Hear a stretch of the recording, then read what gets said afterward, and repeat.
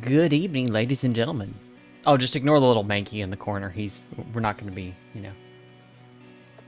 Just don't worry about that. Don't worry about that. Hi, everyone.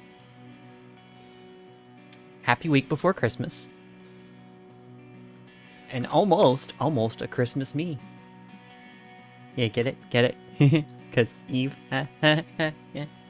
Okay. Anyway, I'm funny, and the rest of you should appreciate it. But we're here. We're a little later than I meant to be because I had stuff get in the way, but I played an unbelievably funny Christmas prank on Zelthor. He laughed, I laughed. It was a good time was had by all. But yeah. It was great. It was fantastic.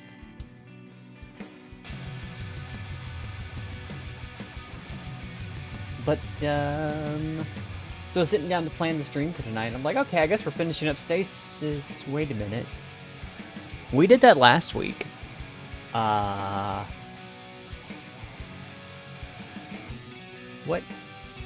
What are we gonna play? But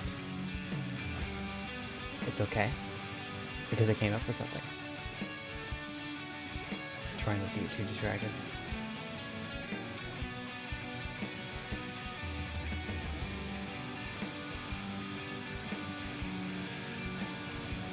Oh, did it anyway. Anyway. So I got us a game, as you can probably tell by the title, called Darkness Within. I'm just going to be calling it that because repeating it over and over and over again, of Darkness Within in pursuit of Loath Nolder, is going to make me stumble over the words. So I'm just going to call it Darkness Within if I have to refer to it any further than this. But yeah, I'm not gonna waste too much time. I'm gonna pop back over here, say goodnight to Zell, and then we're just gonna definitely go follow Zell. He's down marked in my description down there. You can find links to his channel. So Wizard sings nothing but nice to his eggs. Indeed. You're nothing you but treat nice your eggs to your nicely. eggs. Yes. Yes. I sing nothing but sweet lullabies to my eggs. Lullaby and good night. Yes. Go Indeed. to sleep, little eggy. Egg. Egg. Egg. Egg. Egg. Can you believe it?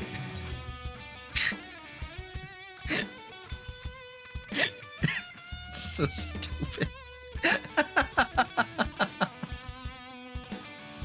And I'm tired of eating sloppy, slimy eggs. What in the hell just happened? Just This is soundboard, and I'm just like, oh, this one says eggs, and it's from a server that What? I mostly trust to be not, you know. what the fuck?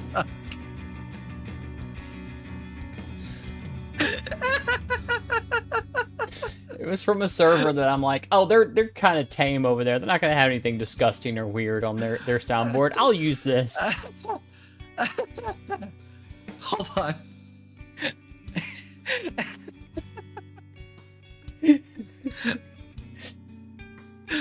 I forgot to put the egg. I forgot to put my eggs on the screen. I'm Don't ADDing make it out weird. hard. No, I hear you. That's me. I need to For real. actually start my game. Are you also streaming currently? I am. I'm already live, but I'm just sitting here goofing around. I was just like, oh, what's this button do?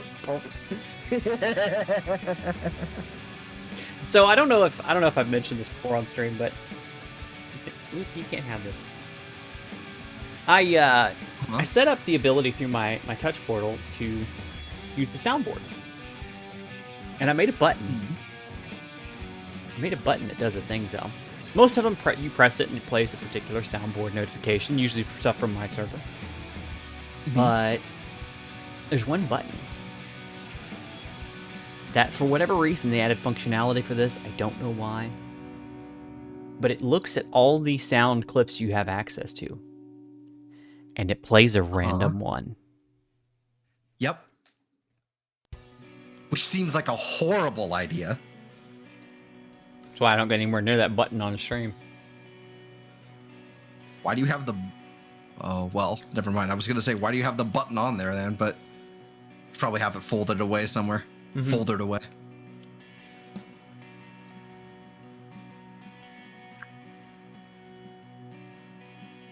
through the tree to see the egg inside. Which actually, you know, as weird as that sounded to say, or as weird as that felt to say, it's actually not the most insane thing. You know, eggs are found in trees usually. In nests. Oh. In trees. I suppose that makes sense. Yeah. It's not as weird as I thought it was. You know, it felt weird to say, but it makes sense.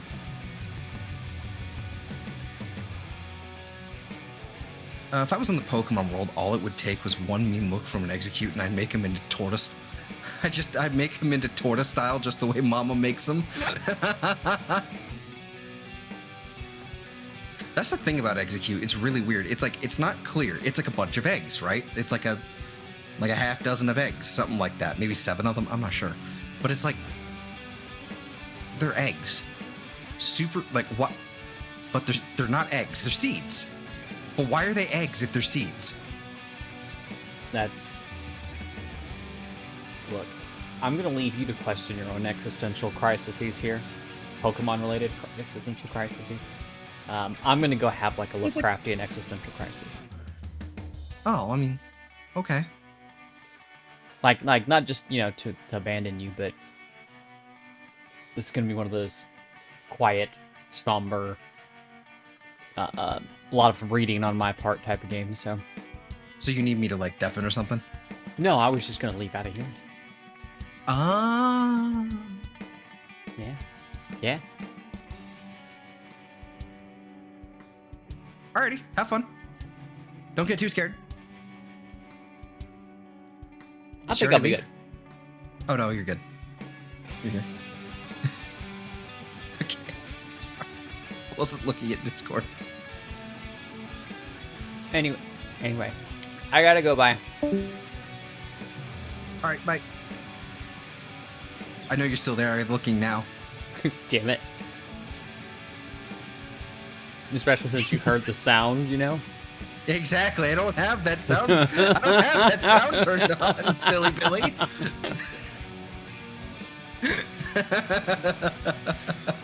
All right, enough goofing around. I'm gonna get out of here.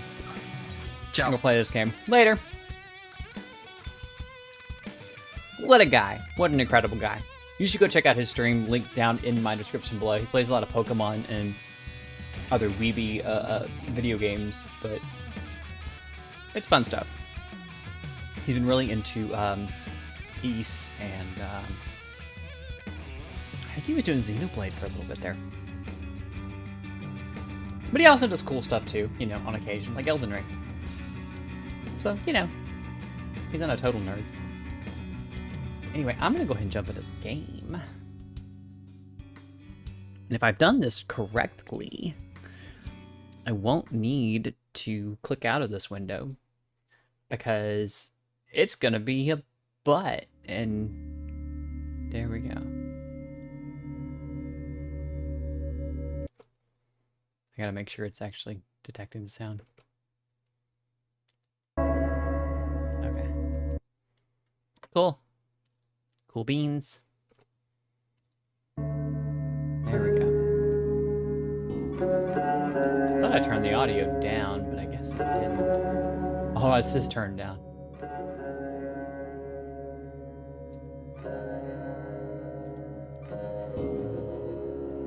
Alright, we're gonna do a new game.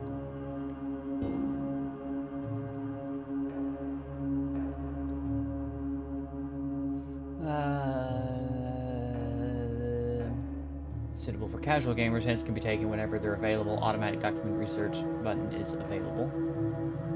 Suitable for standard adventure gamers, hints will be available after a moderate time of being stuck. Manual document researching. For hardcore gamers, no hints will be available. Manual document researching. I'm going to go with detective. Not because I necessarily just want the hints, but just... I'm not trying to be stuck forever on something that... and have to take all day with it, you know? Men of broader intellect know that there is no sharp distinction betwixt the real and the unreal. What does that mean? Wellsmouth. They Wellsmouth say Mental that Institution. I am mad. They said that 2 locals found me in the morning, 7 miles from the town of Windlaps. I was laughing and muttering meaningless gibberish to myself. I was cursing and arguing with myself.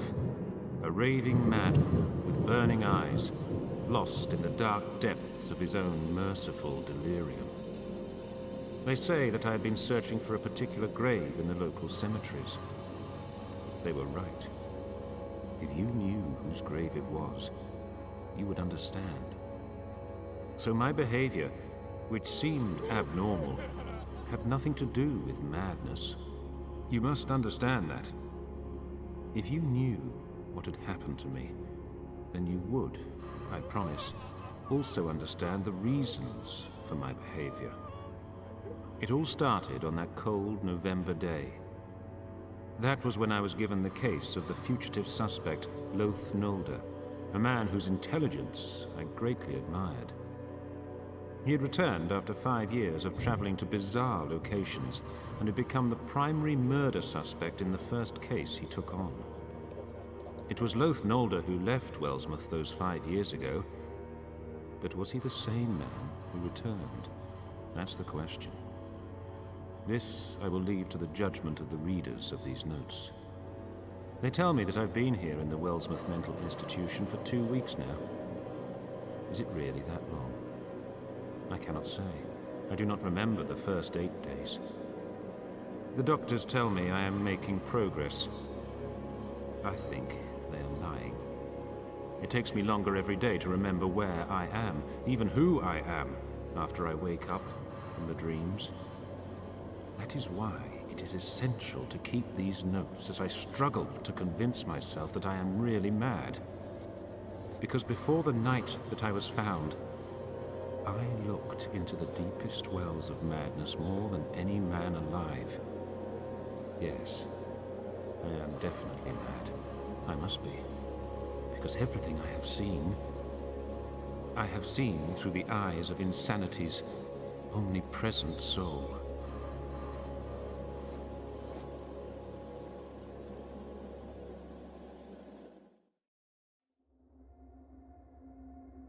Oh. That's an intro.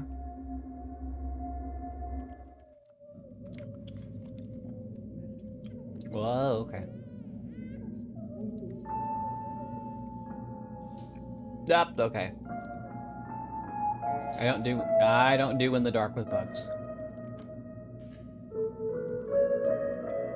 I can't open this door, there's no handle on it.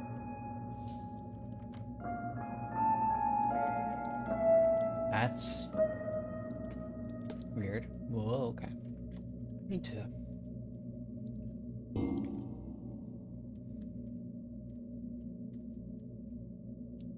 Of course, there's no DPI control. Up by mouse sensitivity. That's what I want. It's just a little too floaty. That's better. No handle.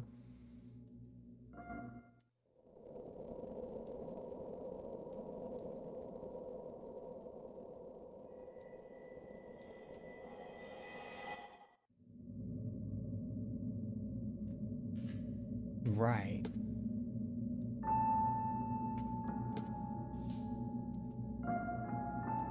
Wait.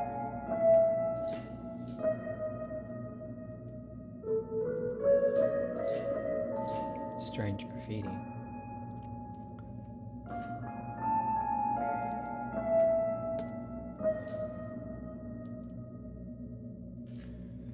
What does this mean? Who drew all this graffiti?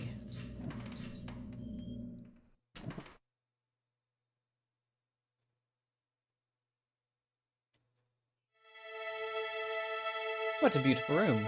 Reminds me of somewhere.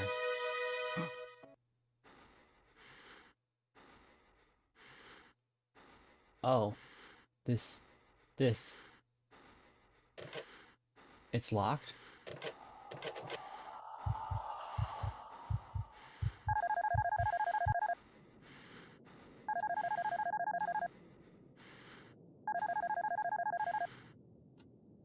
Oh, another nightmare. What's going on with these dreams I've been having lately? So vivid.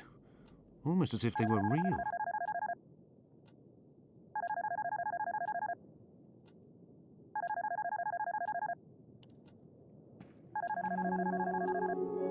Just gotta get up out the bed and answer the phone.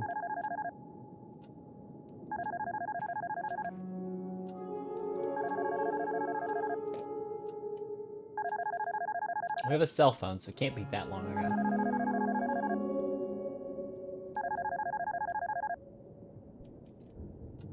Yes, Arthur?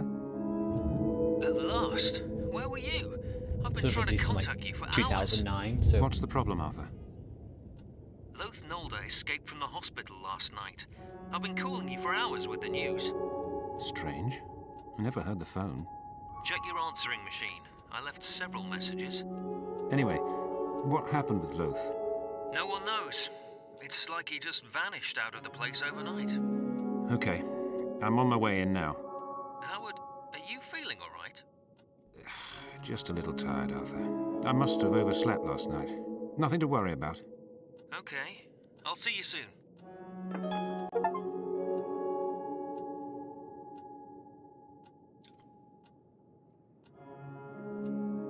to read clues, click Howard's Mind in the inventory panel and click Clue to read.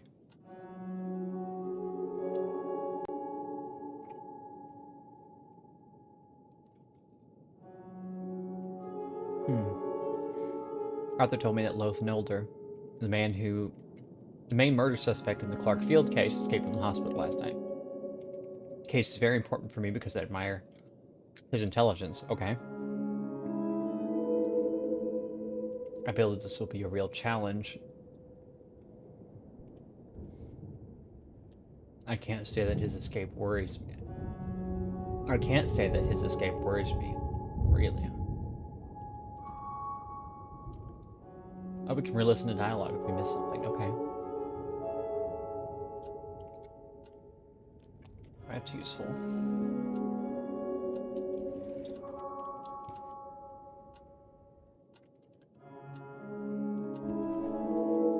I and my nightmares. Preface. There are times when even the howlings of the fearful sirens are not enough to affect one.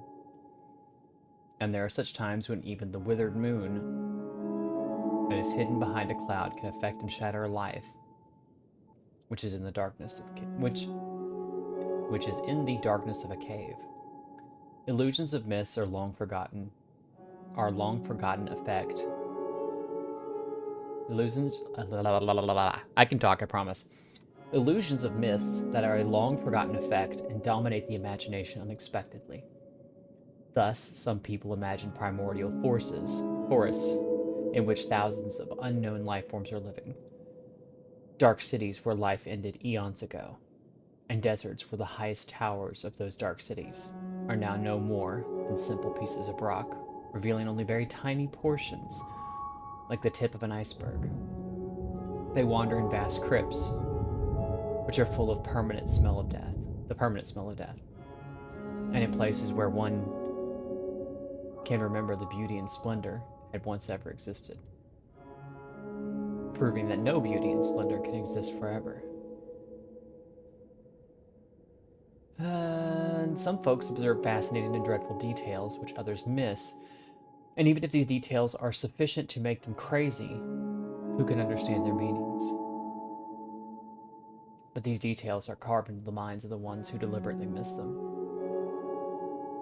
And in time, they change into myths, which in turn induce consternation. Sometimes the past that should be dead shows itself cruelly dreams. In such situations, a person can only have peace when he forgets everything. The fundamental thing is that really time is the only friend of forgetfulness. Friendships are not eternal. Peace is a luxury which can be obtained through eternal sleep. For those who do not have nepenthe. Edward Pickman. I'm not going to read all of these because this is gonna take a while.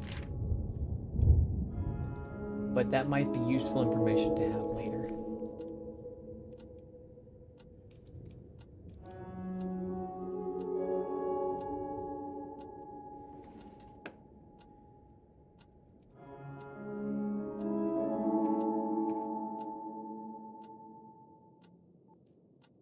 No new messages. That's odd. Didn't Arthur say that he left messages for me? I better call and ask him about this.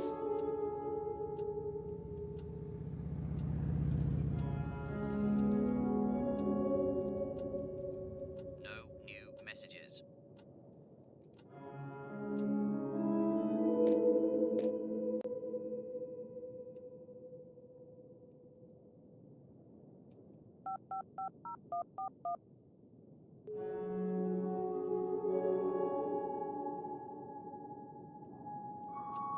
Yes, Howard? Arthur, it's me again. Sorry, I think I might have missed a few things earlier. Okay, Howard. What do you want to know? Could you explain the situation again? Last night, at around 2:45 a.m., we got a report that Loath Nolder had disappeared from the hospital. I tried calling you several times on the way over there, but I couldn't reach you. When we got there, we found out that no one had actually seen him escape. A nurse doing the rounds noticed that he was gone and raised the alarm, but we don't know the actual time of his escape. You called me. So why didn't you leave a message on my machine? What do you mean? I left plenty of messages. You didn't get them? I don't know, Arthur. I think this old machine is broken. Never mind. We'll talk about it when I get to the office. See ya.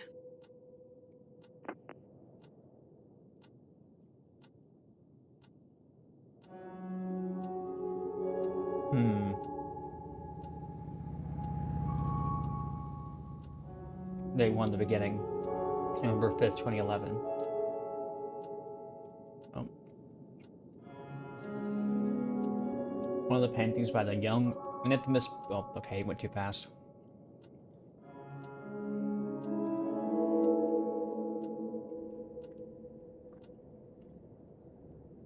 I think we're going to slow that down just a tad.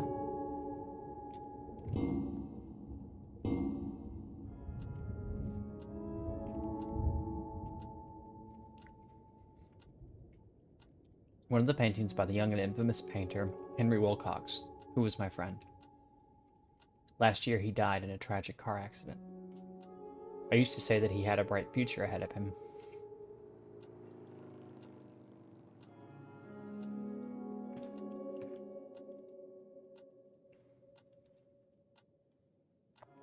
One, nightmare, just an adhesive drip.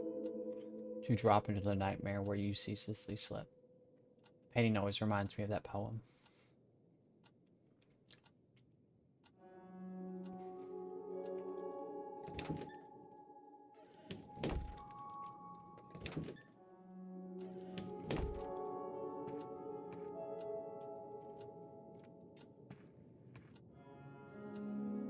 And you wonder why you're having nightmares, my guy. You literally have a painting of a dead person on your wall. Oh, I keep my clothes and some other things in here, nothing of interest. Oh, okay.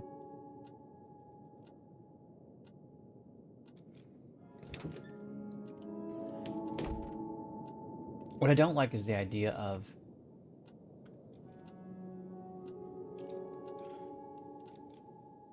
going into your closet and closing the door behind you. Who does that?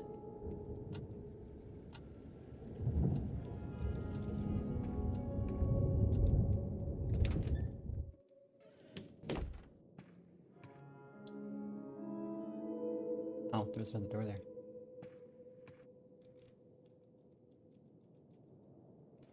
I guess we don't need to go in there.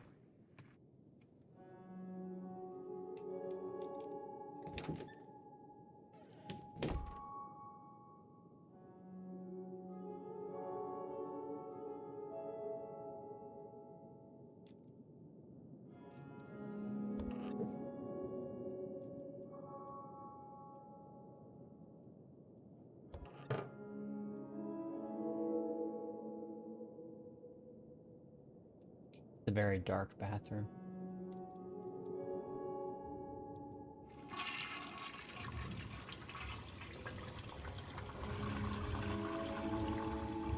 Make sure we wash our hands. Oh, we're not going to be able to wash our hands, guys. This is insanitary. Alright, let's stop messing around.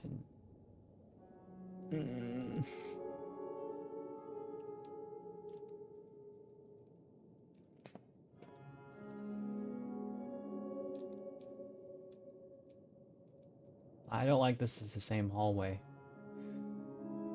I don't like that this is the same hallway.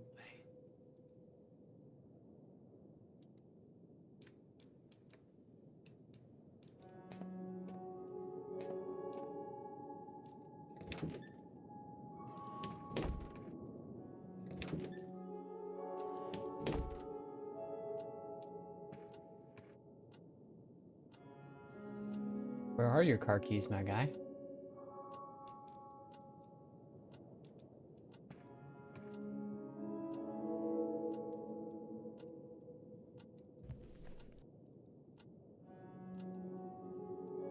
What did he say? One of my favorite books of poetry. We're not reading poetry right now.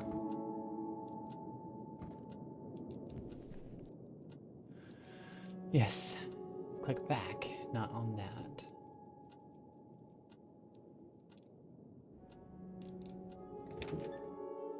No, I'm legitimately expecting, like, oh, I turned around to get my keys, and...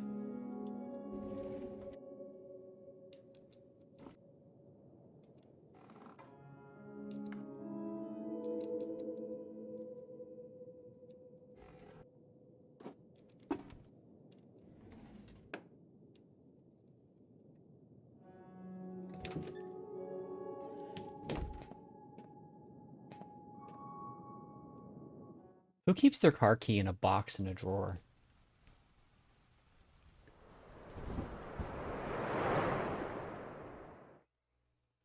This guy, I'm going to argue this guy was already mentally...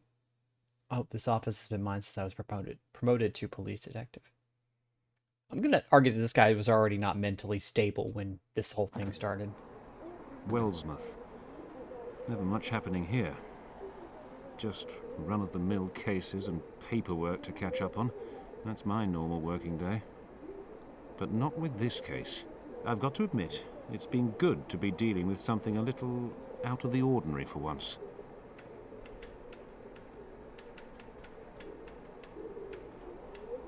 Oh, this is going to be one of those cases of you wanted this, now you will suffer the consequences. Mwahahaha. Files, files.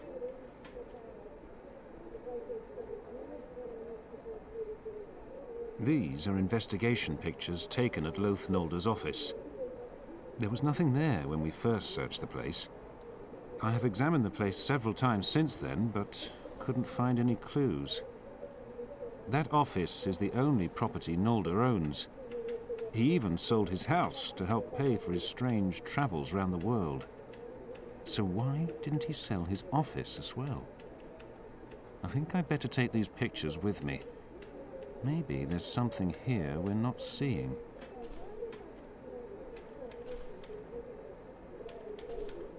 Three, four. To examine an item, click the examine screen button on the inventory panel. Then right click on the item.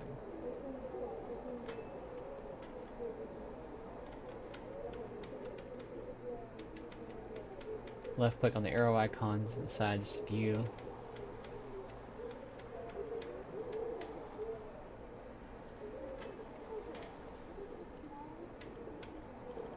I've already found a clue.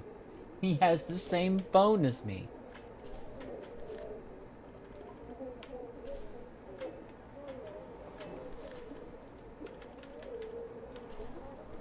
Oh, wait.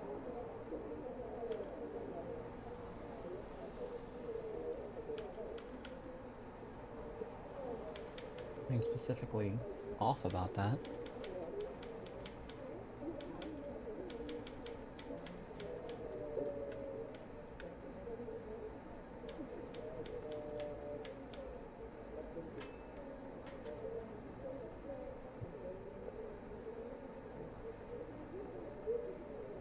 Hmm.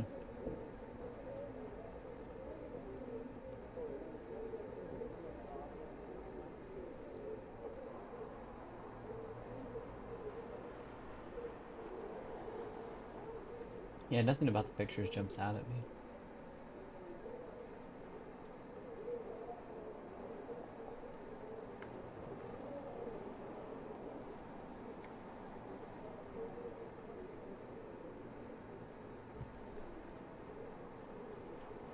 Register of deaths.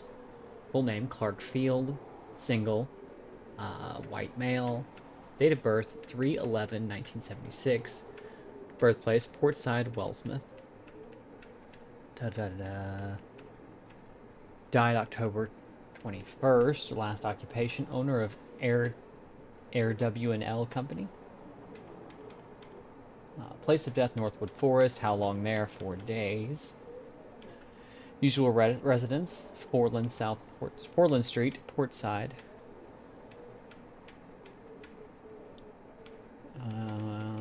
Place of burial, Portland Cemetery. That's kind of weird. Weird that they list that on there. I mean, whatever. 10/27/2011. Position certificate of cause of death. I hereby certify that I attended deceased from blank to blank, and that death occurred on the date stated above at blank, and cause of death was as follows: suffocation. Morris Dicker.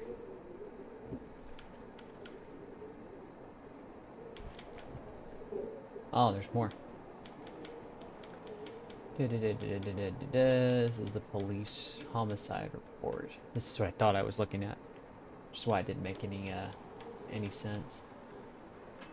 The deceased was found on the borders of Northwood Forest, about 85 miles north of Wellsmouth Town Center. An ID was found on him for identification. His brother Jonathan Field was summoned. He identified the deceased and added that he had been missing for some time. He explained that he hadn't reported this to the police since he'd received a packet with a letter which told him not to do so.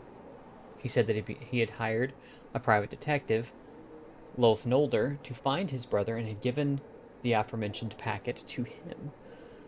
Odd. Known or suspected of possible motives, Loath Nolder.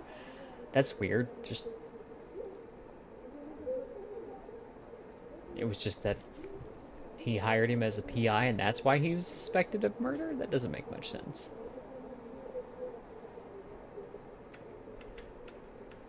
Maybe being suspected of murder came later after they've done some investigating.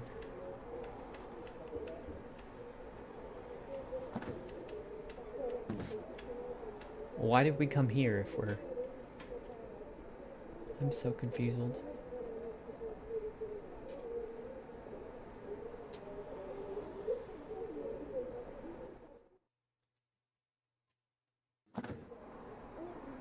There's got to be something else in here. I mean, unless it was just to get those pictures.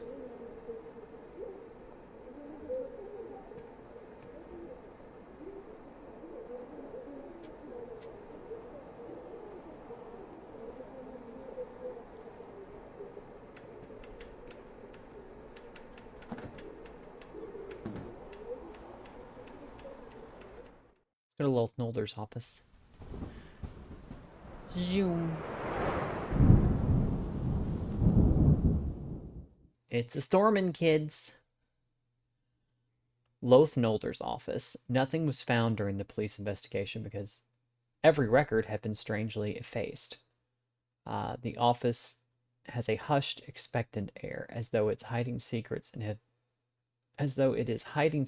and has been waiting 5 years for Loath Nolder's return.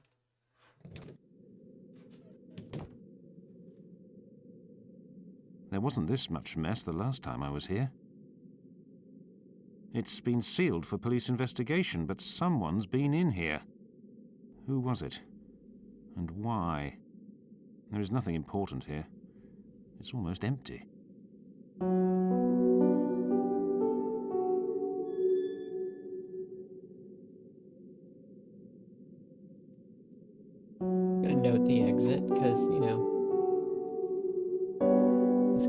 Nolder's 5 years old. Must be from just prior to the decision. He visited some African and Oceanic countries during his travels. Discover what has been altered in Loath Nolder's office. Just prior to his sudden decision to travel abroad, he visited some African and Oceanic countries during his travels. I'm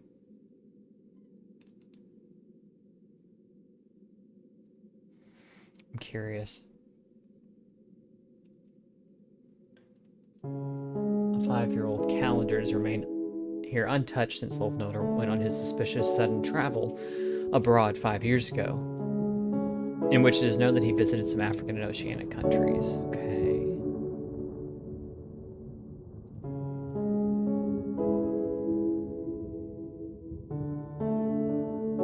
Let's see, we have Erwin, Arthur, and Alan in our phone. Let's call Arthur again. See if he is. Okay.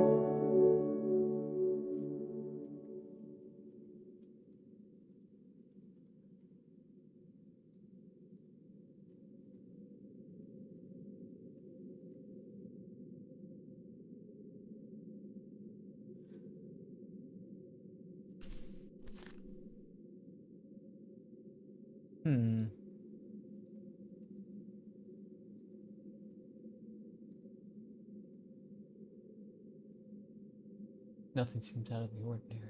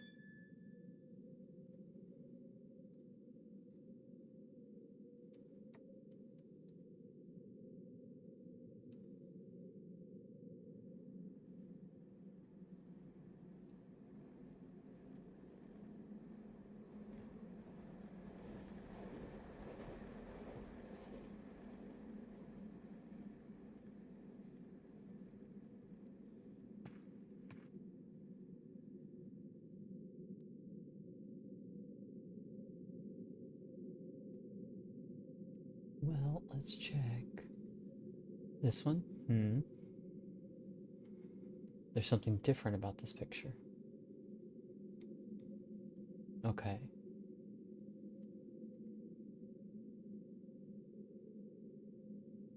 Yeah. So it's this one. Something in this picture. There's a painting, there's a clock. Books, books, books.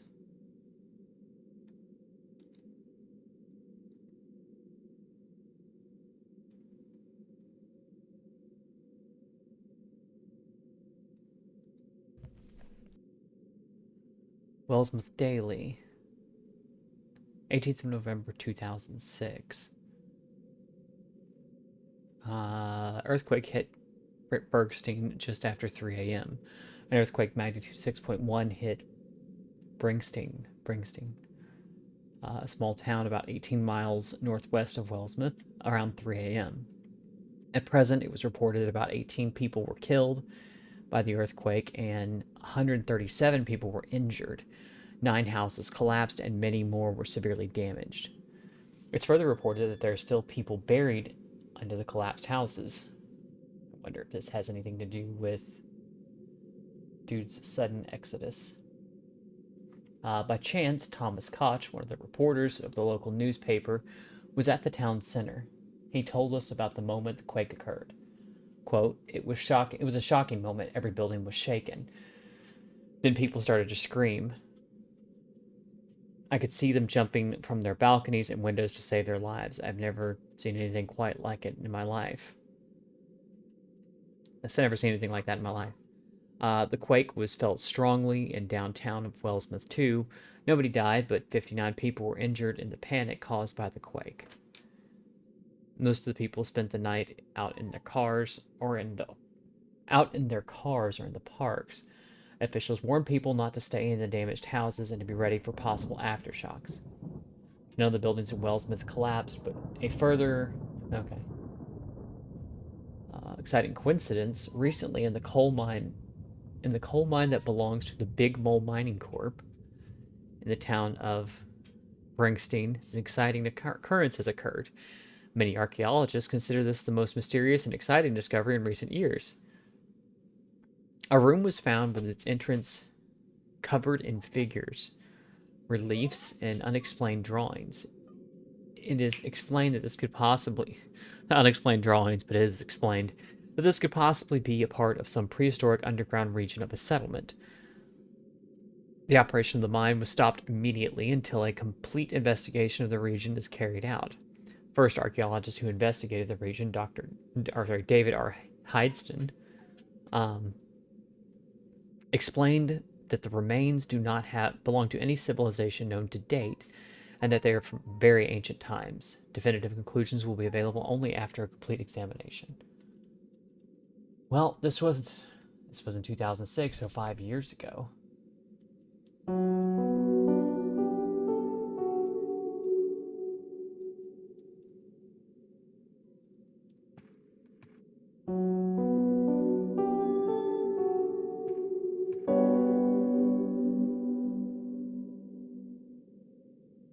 This room was used for storing registers. Looked like it was emptied some time ago. Someone moved this painting. The scene was sealed by the police. Who could have gotten in here? Let's see the back of it.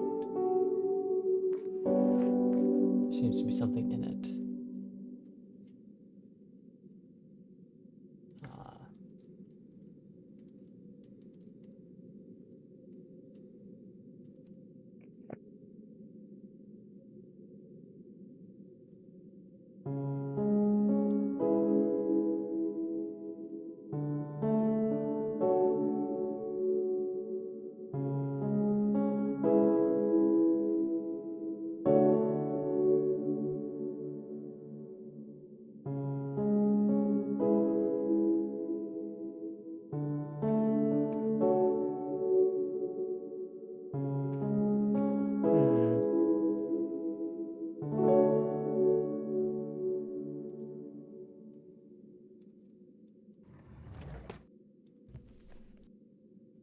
Wellsmith myths and legends of an ancient town. I vaguely remember my grandfather telling me some of them. As is generally known, Wellsmith is a settlement that was built during medieval times. Precise dates are not known, and due to the high mountains surrounding it, always lived apart from the other settlements. For this reason, ethnologists are drawn to investigate the history of such an insular region. Investigating and compiling the folk myths of an area such as Wellsmith creates a rich ethnological body of knowledge which can provide information about the surrounding region. Da da da da.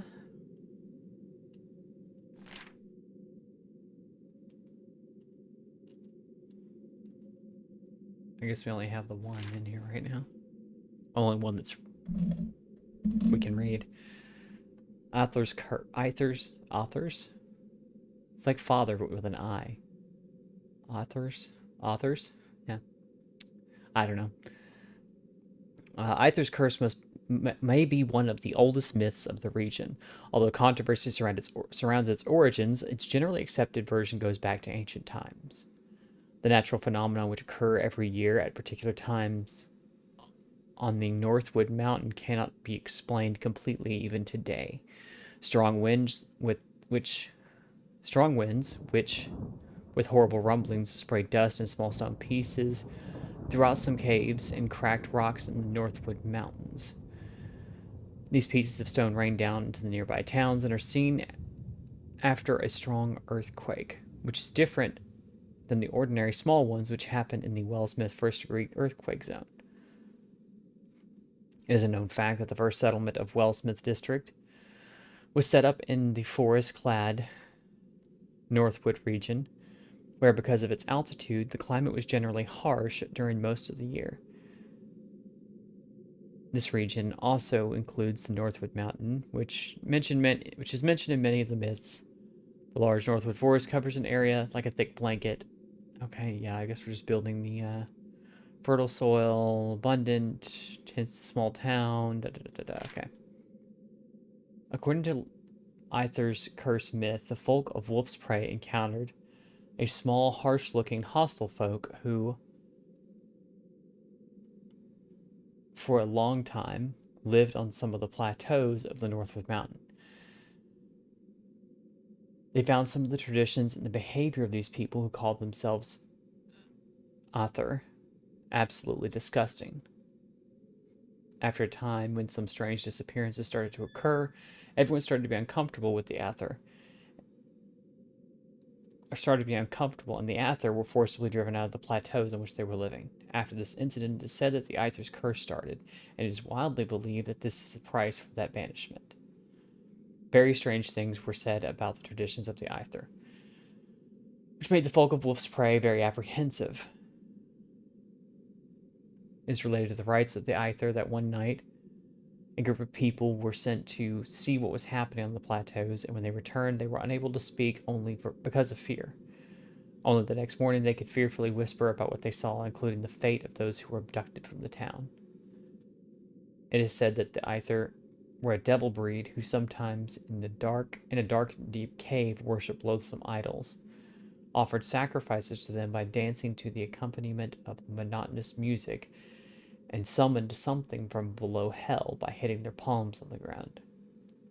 Today, some habitations were found in archaeological excavations, but none of the caves in that region contained idols similar to those mentioned in the myths.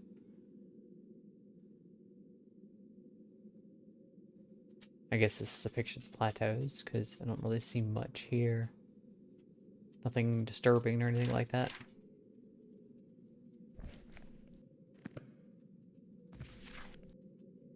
What's this? This seems to be a list of some symbols. I have no idea what they're used for.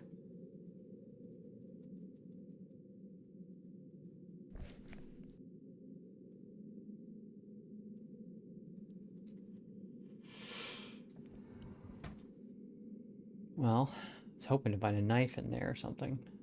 Letter opener, maybe? Oh, what's that? Hey!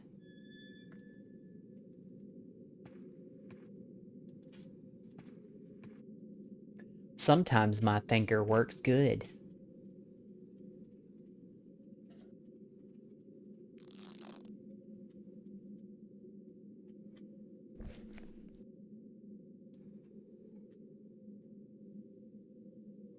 An envelope I found in the painting's frame. I think it was put there after the police investigation.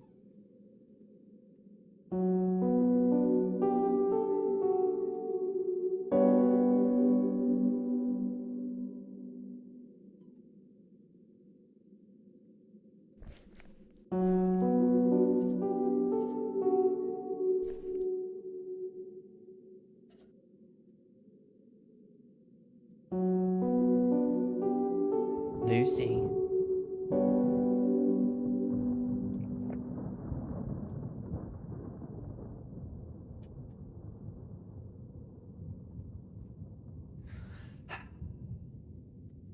Dog, what?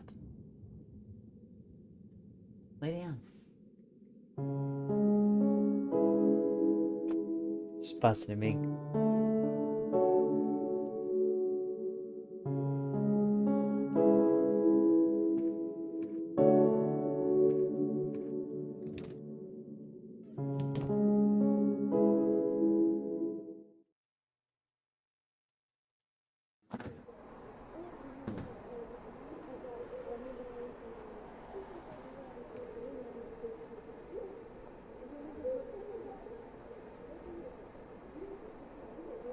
All right.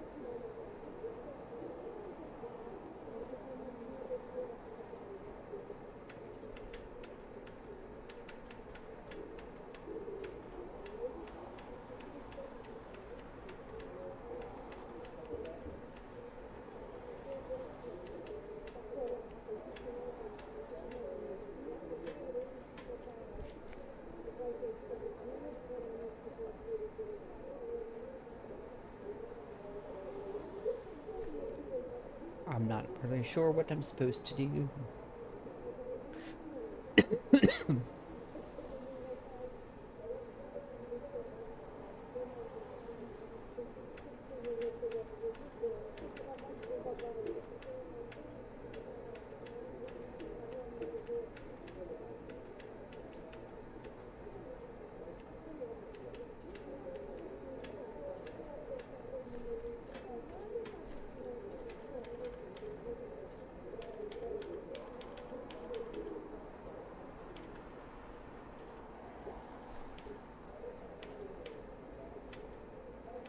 I don't know how to open this.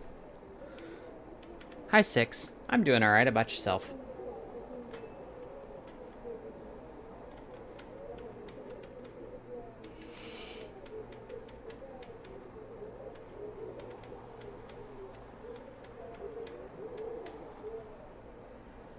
I'm not even sure how to seek a hint if I want one. Because I'm kind of at a loss of, like, what do I need to do? Like, maybe...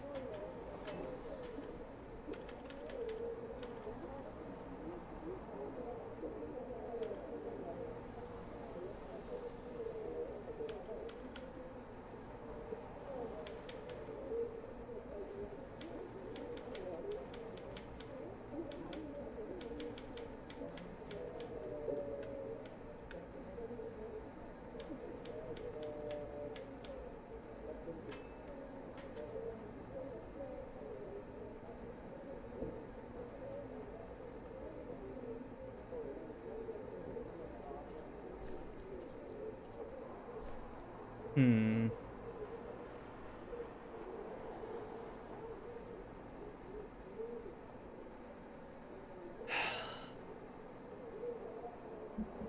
Not bad. Nice Nokia, right?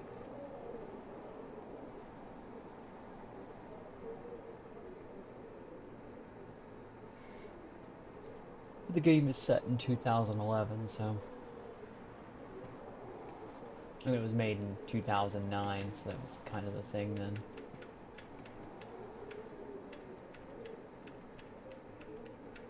I haven't got one of them fancy computers, you know.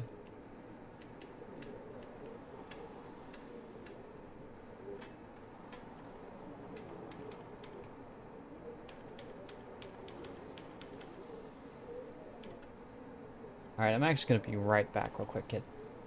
So, just a second. Wrong button. This screen.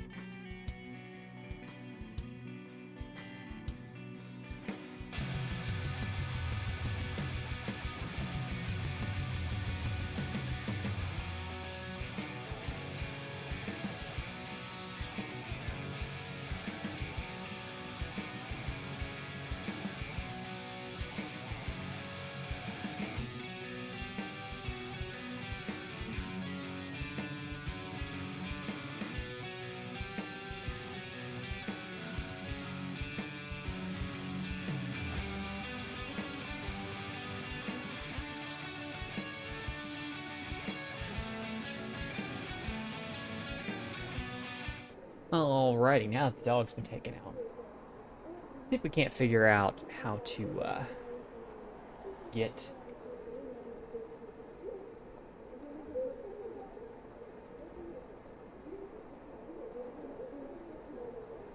A hint is available.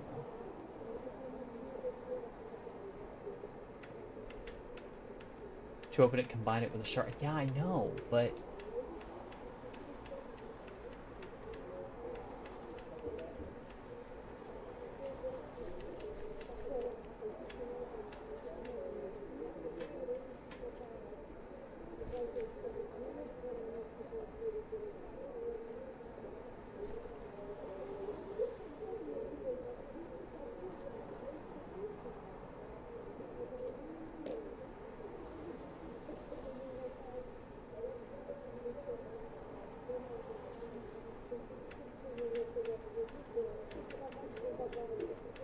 I'm very confused.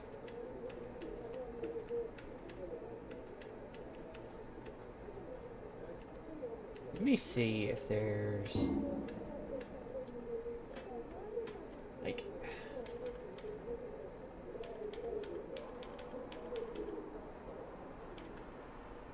I don't know.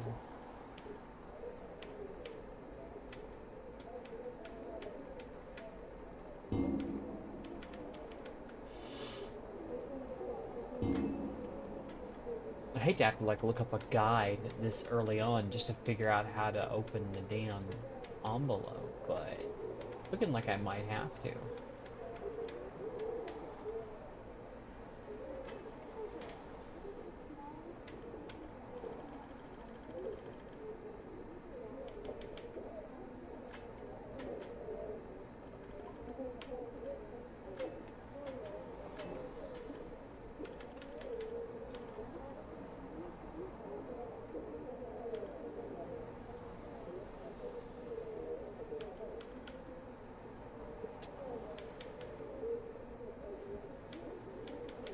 Hold on.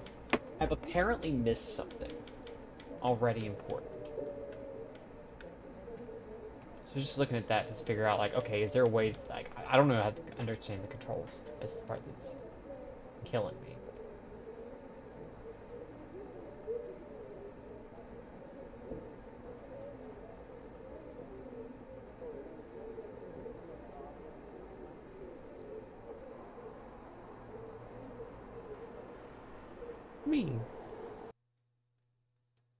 Let me do something real quick.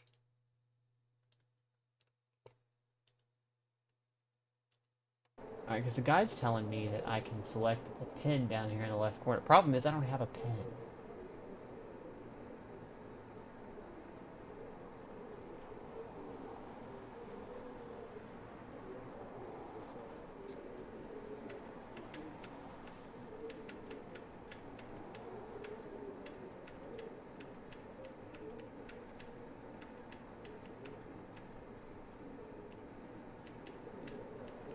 Then an NEC monitor? Maybe.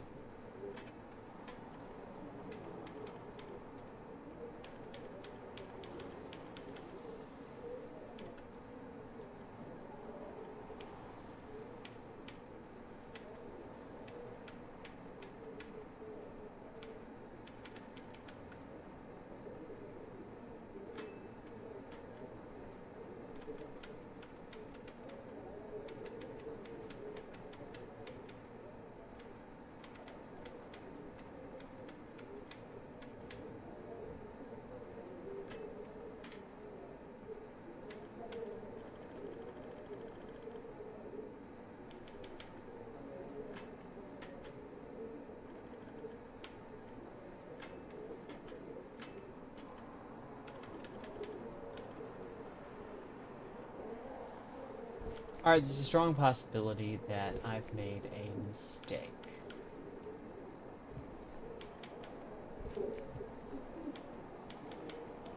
Cause like...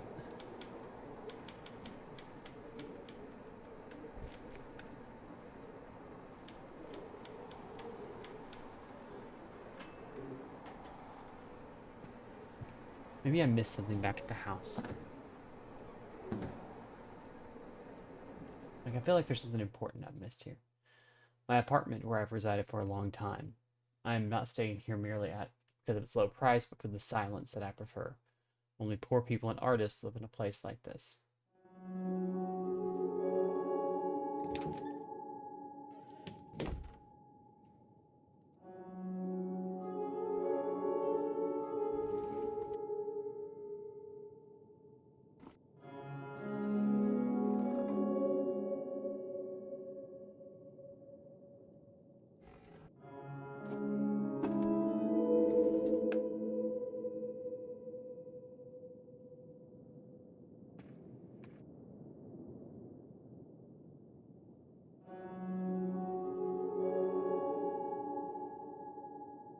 It may be monitor the coders of this game we're using to code this game. I don't think so. It doesn't show up even in the stream capture. That's why I was moving my avatar. is because I thought maybe she was covering it up and I just couldn't see it on the edge of my screen or something. No, it's just not there.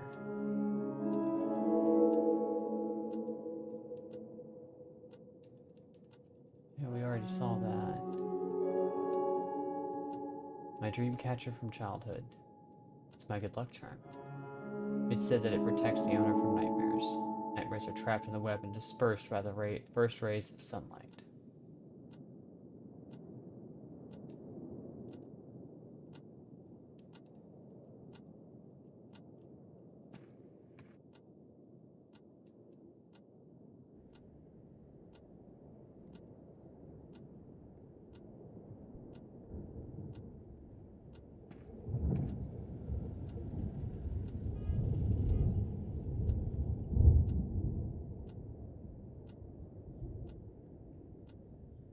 Also doesn't help this game seems a little dark, like I can't see what I'm supposed to be clicking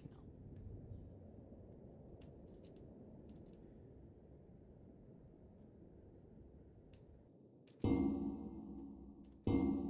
Like again, it's supposed to be, ooh, dark and spooky, but if I can't make out details to interact with, I don't know. Neo-noir detective game? Lovecraftian detective game.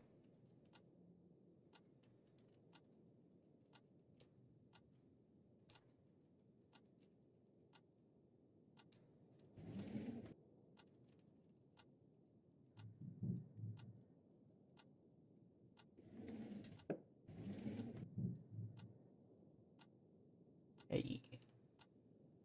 My pistol I'm keeping in my bedroom just in case. The string was left to me by my father. It was given to him by his father. My father says the symbol on it is a symbol of our family. It's very precious to me.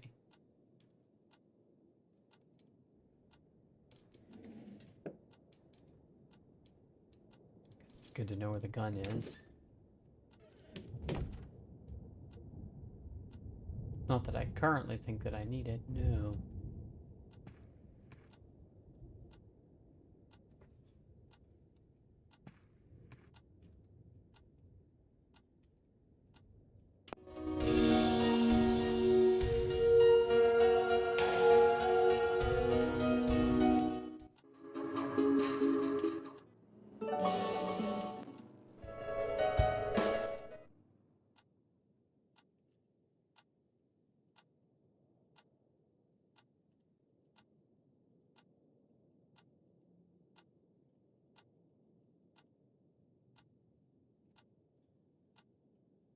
Yeah, I'm not seeing anything that's...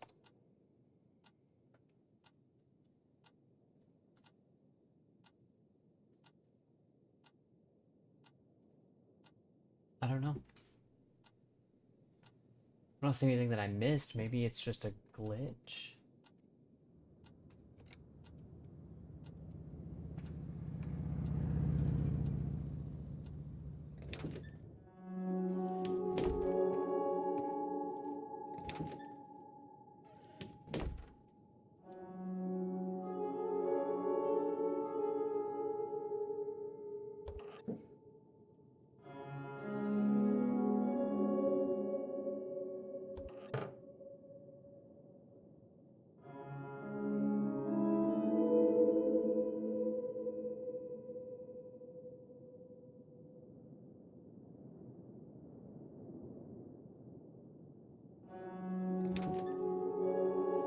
I don't know.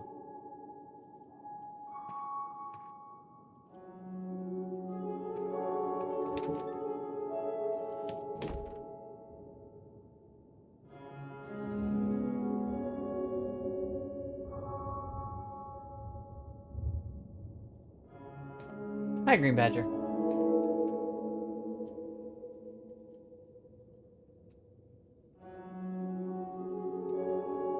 Alright, let's go back to the office.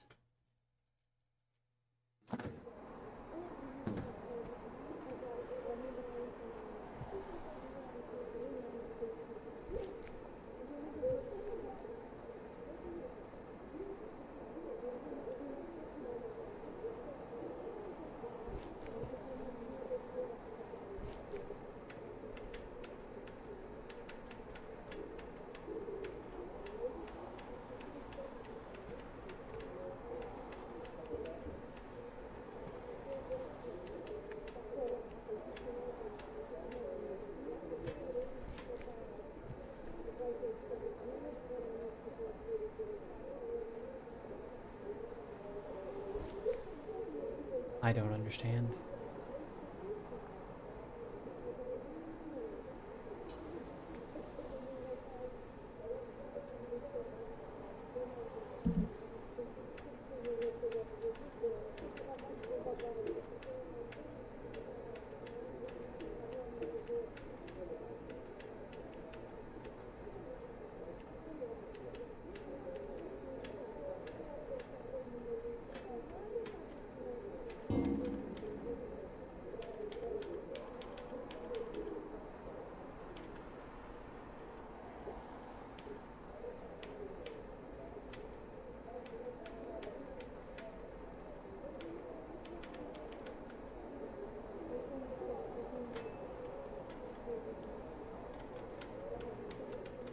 I see.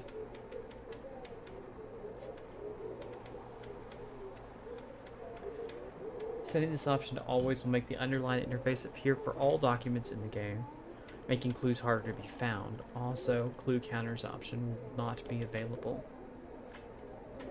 Enables or disables display of clue counters on document underlining screens. Enables or disables auto research button. At document underlining screens, pressing this button automatically reveals the clues in the visible pages. I don't think I need any of that. I just need to be able to...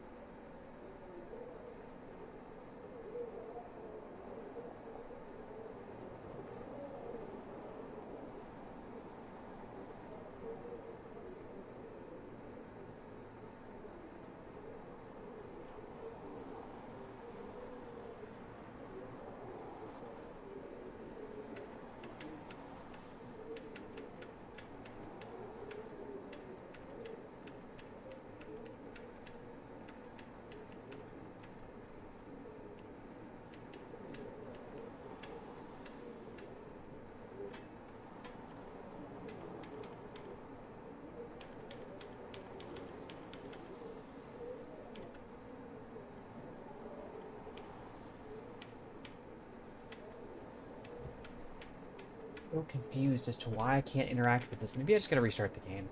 Hang on.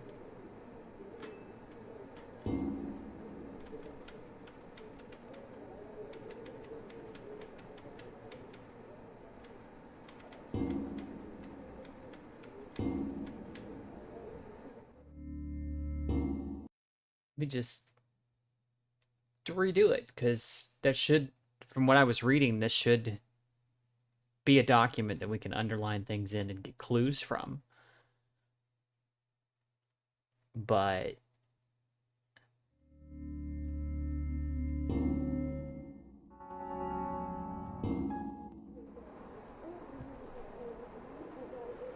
nothing. Maybe it is my resolution.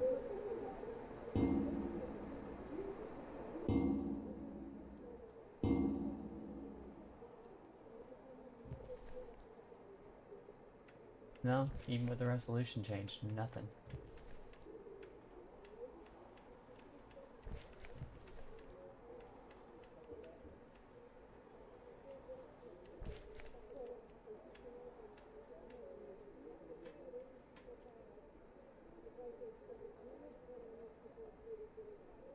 Alright.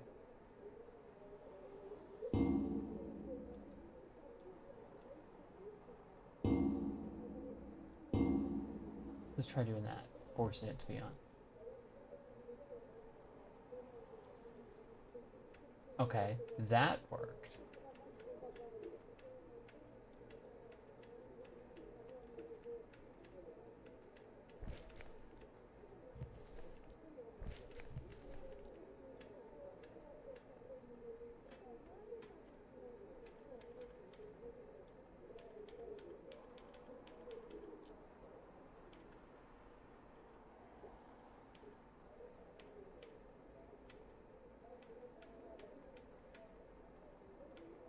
According to the report, Jonathan received a packet from his brother, Clark Field.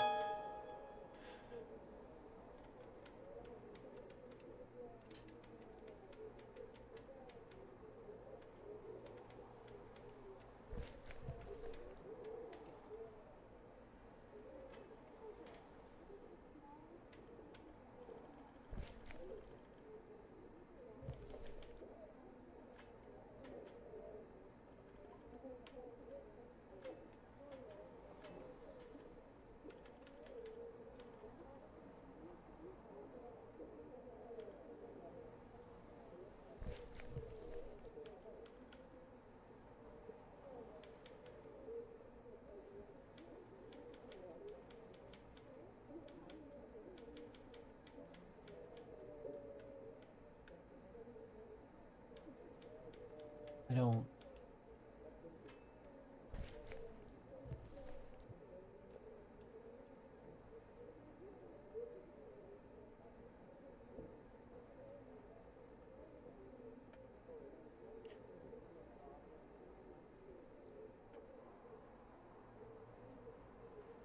Cause of death, suffocation.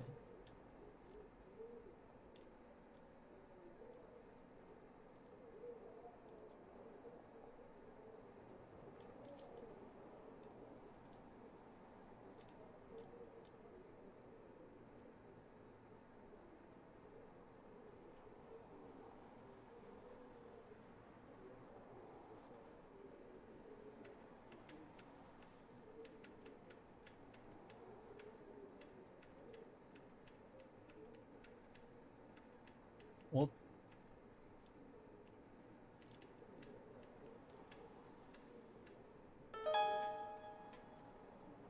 okay.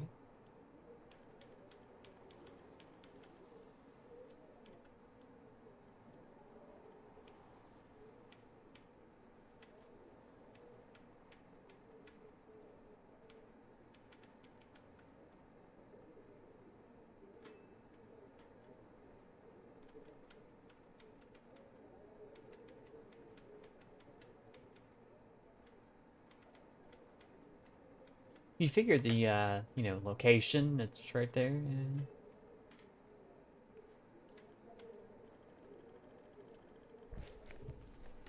Be highlightable, but I guess not. Oh, okay, that's where it is. I mean, nothing particularly interesting.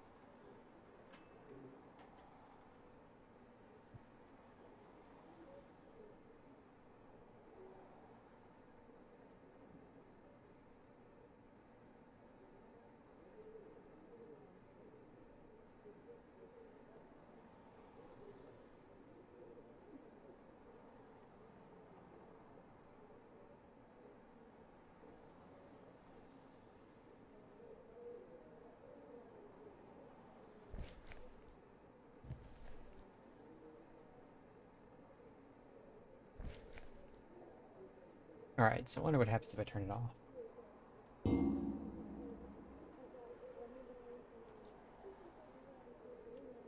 Apply. Continue. They're still underlined, but I don't have the ability to underline. What the fuck?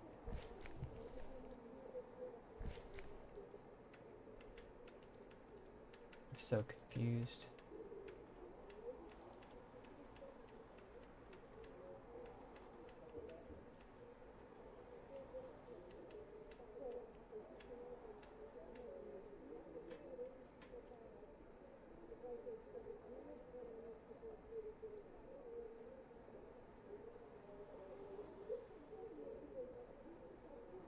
This is obnoxiously annoying. I don't know what I'm supposed to do, really. Like,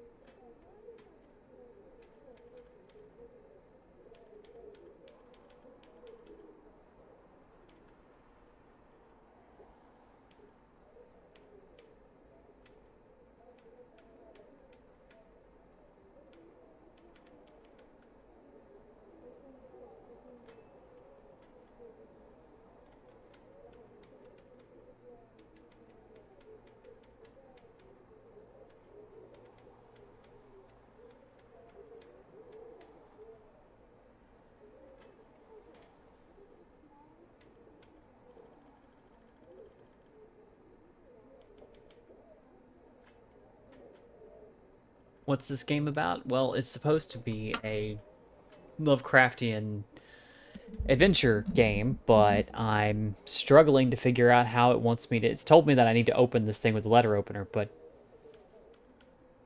I can't.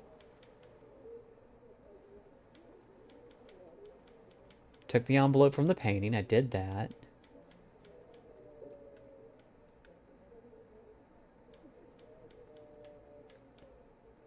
On the right side is the clue combination interface. Really? Really? That's how this works?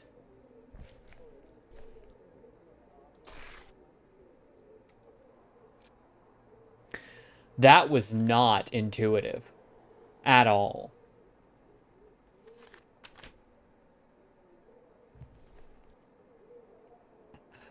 Underline specific words or sentences in a document may give Howard some clues. So press the underline button. Let's read what we've got here first. Jonathan, you know I like to stick to the point. I'm writing this note because I know that shortly something bad is going to happen to me.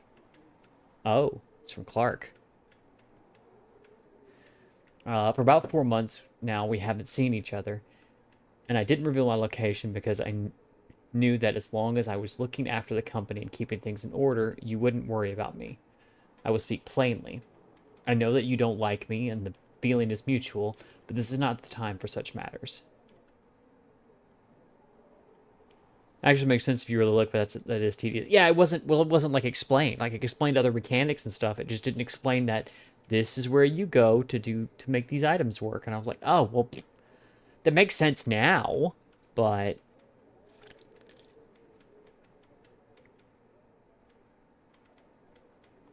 man's name is Clark. You know he's about his business. Damn right. Unfortunately, he's dead. So.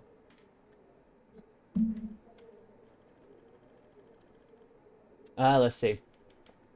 About 1 year ago, I bought a house in the old northern quarter, and I was living there during the gradually increasing time periods when we didn't speak to each other. True to my nature, mysteries of olden times always attracted me much more than anything else. And you also know that I never wanted to mention my present situation either to you nor to anyone else. In fact, up until 2 months ago, I never even considered such a thing. And now, despite the inconceivable nature of the situation that I am in, I can hardly suppress my feeling of reluctance. You can call this sort of childish jealousy, but I don't care. Right now, it is impossible to tell you what has happened. If you wonder, you can acquire a little information from my notes, which I have included in this package. There is just one thing I want from you. Do not go there. Do not go there and sell it in any way you can. Do this both for you and for our family's honor. And don't go to the police regarding this affair. Don't go whatever happens. You can find the address below. We will not meet again. Take care. Clark. Address, North End Street, number 43, Northwood. There's an address here, but of what? Oh, I see what you want.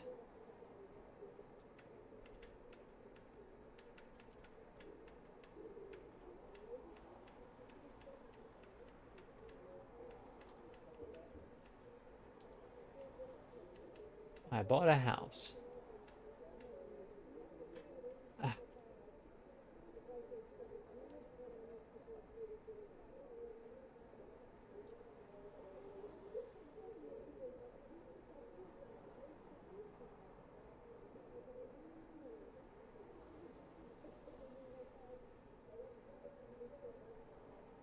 He wasn't a Clark Kent. We know that for sure. What does he want? I don't know.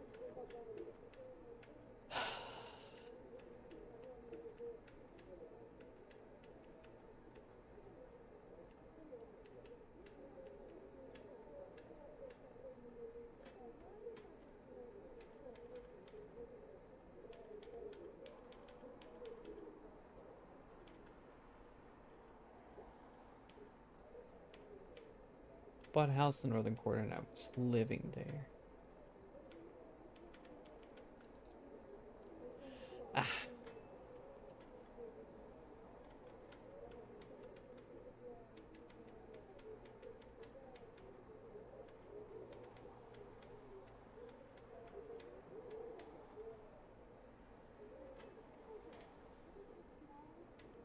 Gotta use the context clues. Well, I mean, like, I know what it is, but apparently my dumbass character can't figure it out.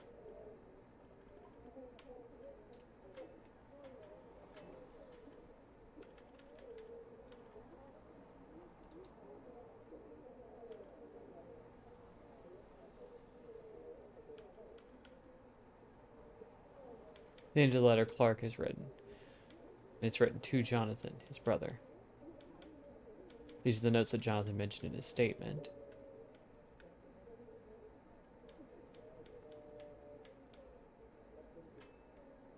Clarkfield's younger brother.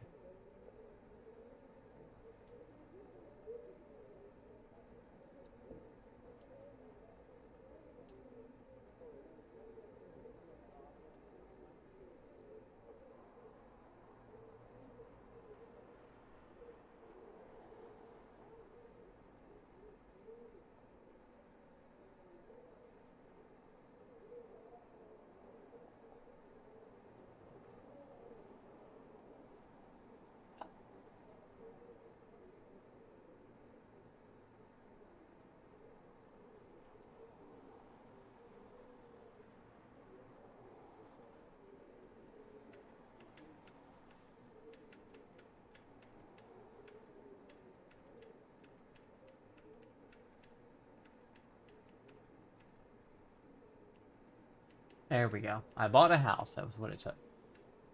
Mr. Field secretly bought a house.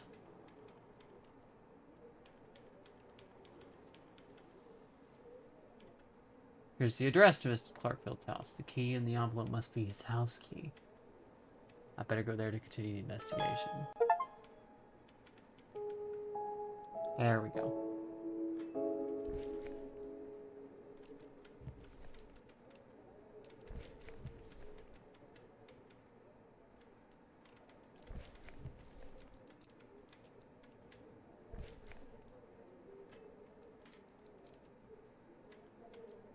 It doesn't allow me to highlight things in here.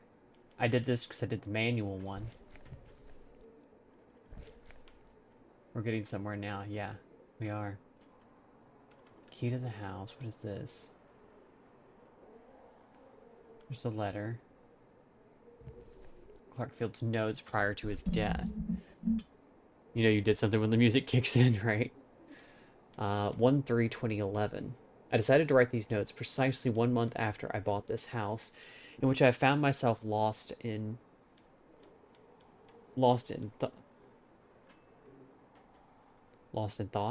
lost in though, adrift in its dim silence.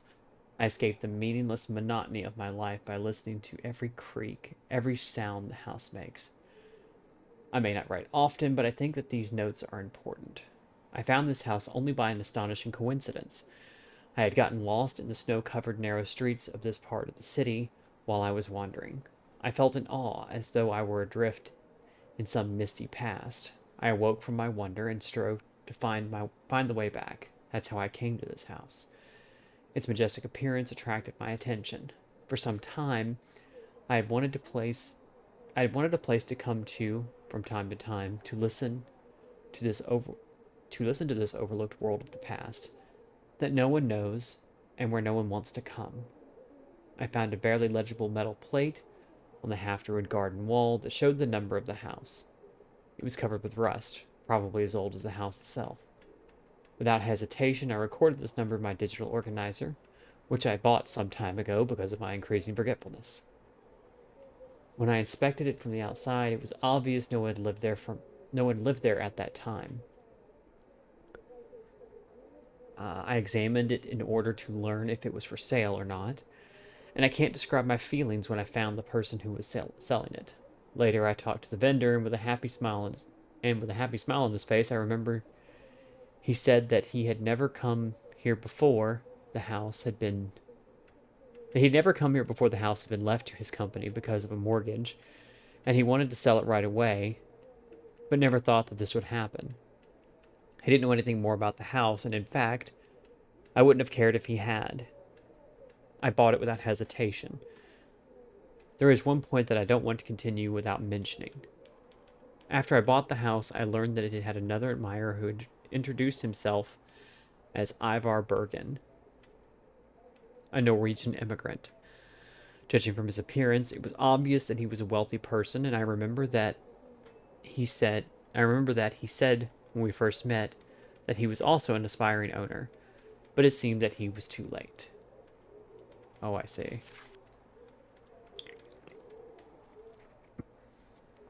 Let's see. 1/18/2011. This house is an old and real place, beyond my imagination. I cannot stop thinking of what it would say if walls could talk. Some of the surrounding houses have been abandoned and shunned by people, and are on the brink of collapse. A few of them even collapsed a long time ago. It makes me wonder as to the probability of restoration having been done fairly recently, since the house is still standing firm and strong. I am sure that this house is as old as the surrounding ones. Maybe the main reason for the bad reputation of this quarter is the different rumors that are often spread about some of the abandoned houses. These rumors recount how these houses have sometimes had bad owners, including some unknown foreigners. Some people in the town consider the crime rate to be high here, but that has not been my experience. The inhabitants of the neighborhood very much keep to themselves and don't socialize frequently, other than to gossip quietly amongst themselves. 2/16/2011. I've started getting to know Ivar Bergen and can say that our interests coincide almost completely. He visited me after our first meeting, and we took the opportunity to talk at length. He managed to enchant me with his vast knowledge of mystic subjects. We talked the night away, discussing topics of mutual interest, and he told me about the things he experienced in some Eastern European countries, in India, and about his connections with some really esoteric and secret people and societies. He told me that he read some books and tomes which were prohibited, or attempts had been made to try and destroy them a long time ago. I cannot describe the pleasure I had when he expressed his unbelievable theories about the background of most of the things which are assumed to be superstitions, with proofs cited from things he had read in some of the ancient sources. For a long time, I lived alone among ordinary people and cannot describe the empty feeling that I always felt within me. From now on, I think that I will not have such a problem anymore. In my life, it is really hard to find someone who you can speak with, even within your own family. I told Ivar this from the bottom of my heart and encouraged him to visit me whenever he likes. 3/3/2021. Before tending to the outdoor areas, I decided to restore the interior of the house. To do this, I was assisted by the original blueprints. While I was checking the antique furniture last night in order to decide what to throw away, I found one carved wooden statue and a strange well like dig whose opening was carefully covered with a single piece of rusty metal plate and some wooden blocks. I had not checked this room before, since its key was not given to me with the others. I might have noticed this beforehand, but I didn't have much time to get the keys, being busy with company agreements, and the man from whom I bought the house was abroad traveling. Incidentally, there's another point that I can't continue without mentioning. That room, which oddly enough contains a well, has no electric wiring. It is really strange that in contrast, all the other rooms have electricity. So I had to light up the room with some lanterns which I found amongst the old furniture of the house. I felt a slight cold draft coming from within the carefully covered well, and occasionally I heard some rattling sounds, but because I didn't have a strong enough flashlight, I couldn't examine the situation down below. I even threw a few small wooden blocks down, but I only heard sounds which made me think that the ground at the bottom is covered with mud. As soon as possible, I'm going to buy a stronger flashlight and try to examine down below. You need some water after all this reading? Oh, I have water right here in front of me. Crazy with all this reading, and we've yet to know the writer's name. The writer is the victim, Clark Field. It's his notes that he left for his brother that we mentioned in that letter he wrote to him. This is about the house that he bought.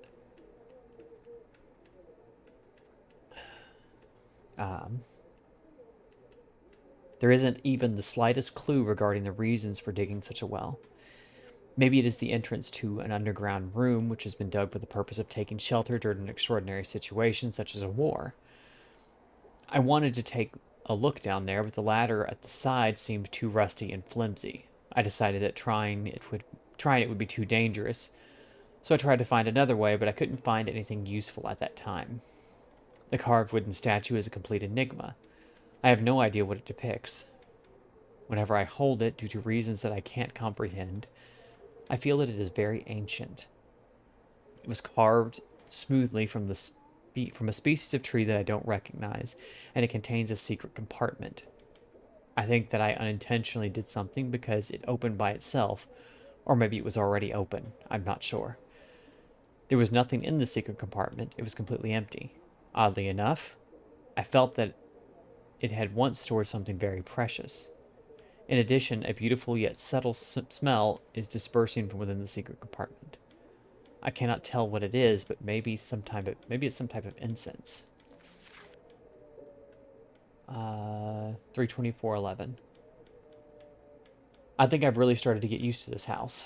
During the first weeks, although I even hid this from myself, I felt like I wasn't going to get used to being here. I was just jumping at every creak and cautiously listening to every sound. I kept waking up because of excessively dense, strange smells whose source I couldn't identify, and then I wasn't able to get back to sleep again. Yes, this may sound childish, but this house has a genus loci that is really effective. As if all the creaks which are heard within all of these as if all the creaks that are heard within and all of these musty smells are alien. Maybe some of the stories that I've heard from some of the local people have influenced my thinking. The importance of these stories, most of them being related to the old owners of the houses, seem to be too much for the local people.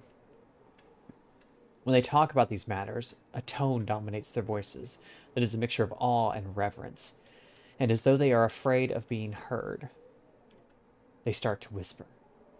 According to the stories, this quarter is one of the first settlements of Wellsmouth. And for this reason, the houses which are standing now are reconstructed or at least vastly restored versions of the old original ones. There was a special purpose for trying to keep some of the houses intact, and they are too tight-lipped about this purpose. They mention some connections in deep wells like this one I found in my house, but they refrain from describing the purpose of these.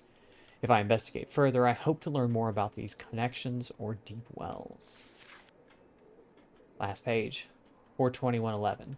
I completed all the preparations for the restoration and hired a competent and experienced team. They will start working next week to change all the inner wood planking and wallpaper. I hope that with these changes I can stop all of the musty and other unknown smells. I can't say that Ivar likes this restoration process. He asserted that such changes are going to destroy the original genus loci, and he argued with me on this for a long time. For some reason that I could not understand, I can't stop thinking that he was more angry than he let on. Yes, I know that he is really sensitive about such topics, but I can't change his opinions. I told him that this is going to be a restoration that is based on the original design. I'm not going to change my mind about this. As soon as possible, I want to have the restoration process completed. And that's the last page that we have, but it looks like, from the description, part 104, there's more. So, I wonder if there's more here.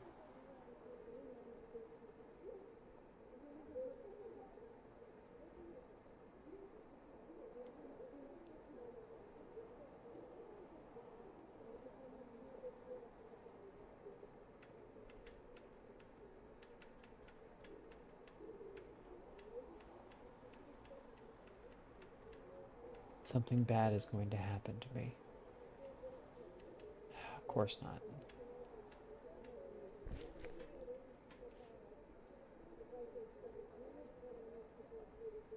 Do do do do.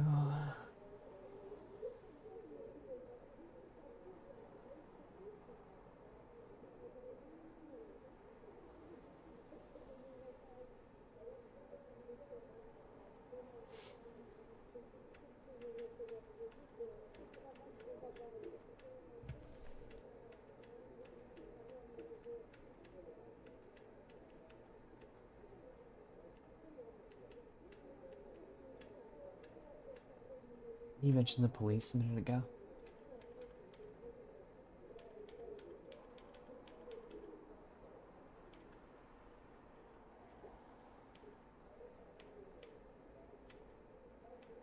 I think he mentions the police. There really is a lot you have to pinpoint from all this text. A lot. Like, I'm not sure this is what I was expecting, but it's not quite gotten spooky yet. This is how they get you with these kind of stories, though. They immerse you in what seems like reality. Mundane. And then something about it just starts to go slightly off, and then off. And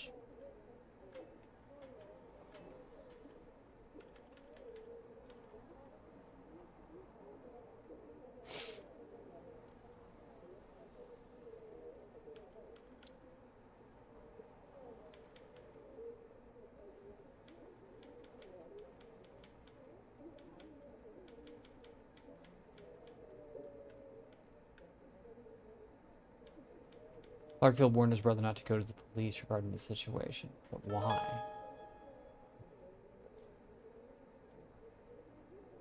One forward that seemed like 20 years just went by from reading that. Actually, it was only a few months worth of notes, but...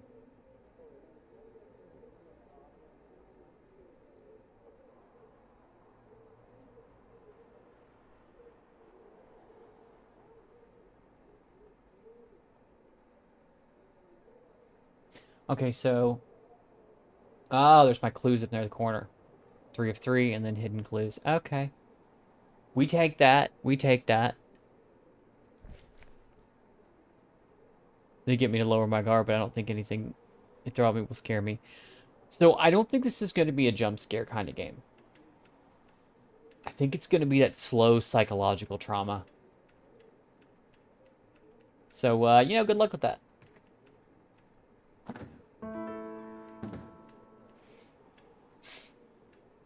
There's Mr. Field's residence.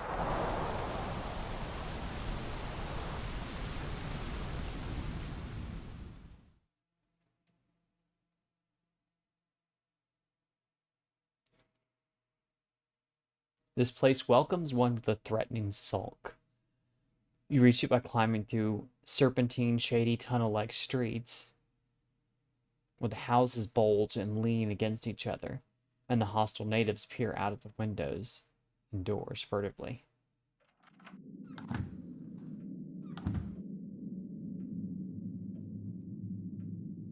The interior looks much different than the exterior would suggest. Looks so mysterious. I think I could find something here.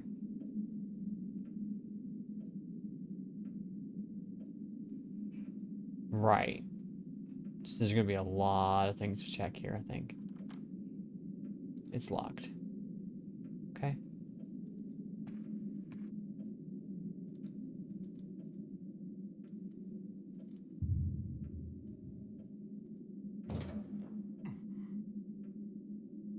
The door's not locked, but there's something behind it that blocks it. Okay.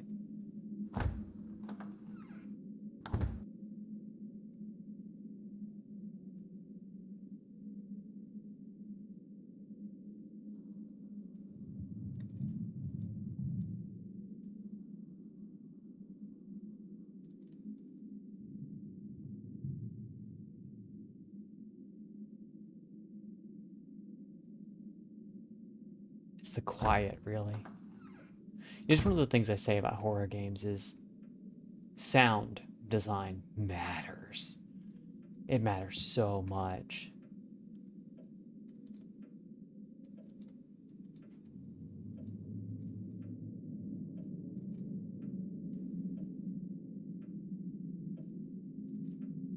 Like, the game hasn't even done anything, but this foreboding...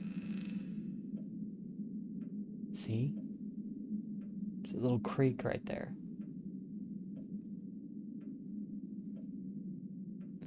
I want to know why the character's doing all of this. I need to get caught up. Oh, my character's a police detective investigating the death of Mr. Clark. Mr. Field. Clark Field. This feels like that one horror hotel game with a dude named Jimmy, you know. If you know it, at least the movement reminds me of the game. Yeah. I'm not aware of the game itself, but yeah, I've seen... This kind of reminds me of like the old Myst games when I was a kid. It's much colder in here than other parts of the house. Also, there are a lot of moths in this house. Strange.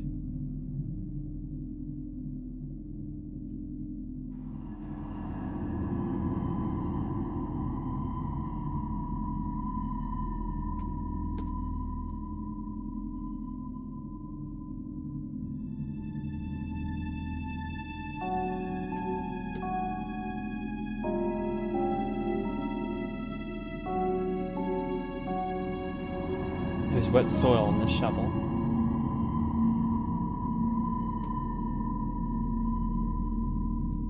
Oop, this is what I want. Shovel with wet mud on it. There's wet soil in the shovel. Looks like it was used very recently.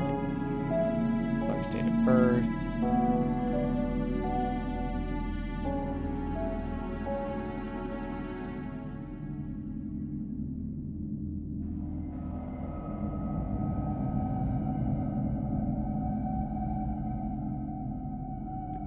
Silence, and you hear some pitter patter of a door opening just like now, right? It smells weird in here. Could be some kind of incense.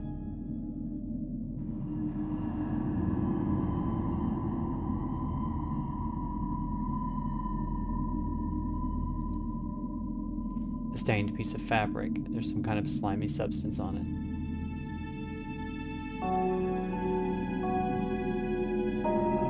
Going in alone is real dedication to the game, I can't lie. Well, I don't exactly have the option to call for backup, so... Also, the music's getting really loud again.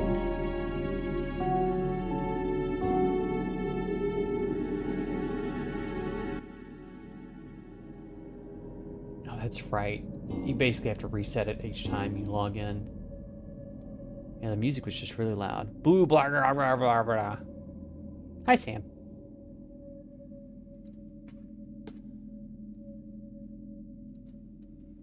An electrical panel. I have a sneaky suspicion that that's not going to last very long. Messy. That's all you have to say about this? Messy?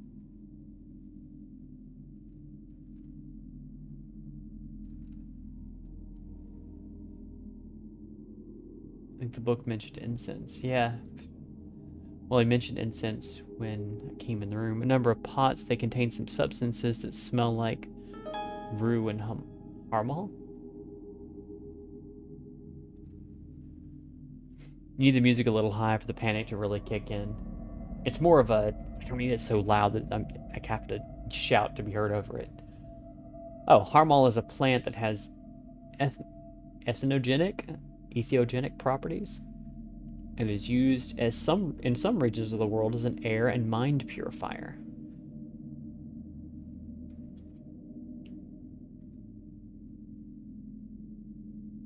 I'm incensed. Oh, got him.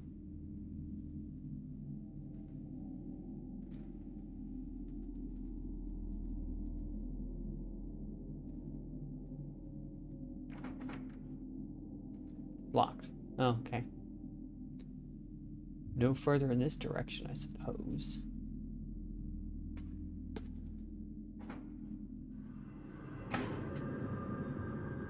Ooh, that scared me. Air and mind, holy shit. You can cast pure wind strikes with it. That, kids, is a RuneScape reference. case for the uninitiated. Sam is the one who's had me playing RuneScape lately, so it's his fault.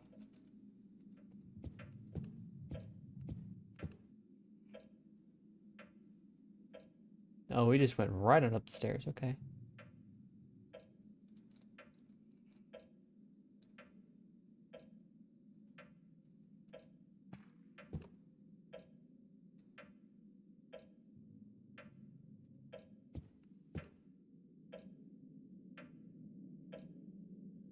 Pieces of paper and furniture are randomly scattered around.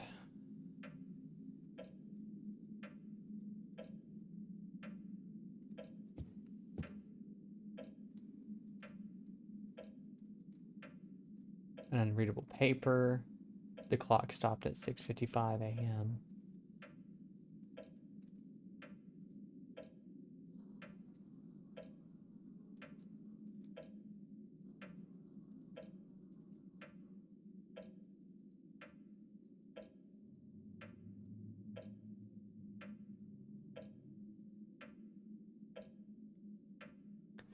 Remember my friends talk about RuneScape way back then. Is it any good? It is. That's a tough question to answer. I'm gonna let Sam take that one over. Cause I don't really know how to answer that question. It's kind of like cocaine. Like, you know it's bad for you, but you keep doing it anyway.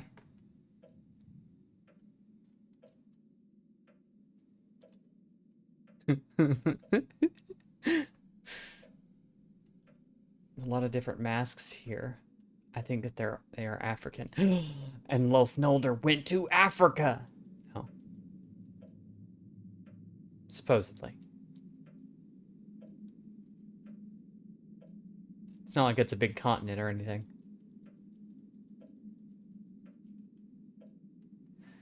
It's great for people that like classic medieval fantasy RPGs. Very much so.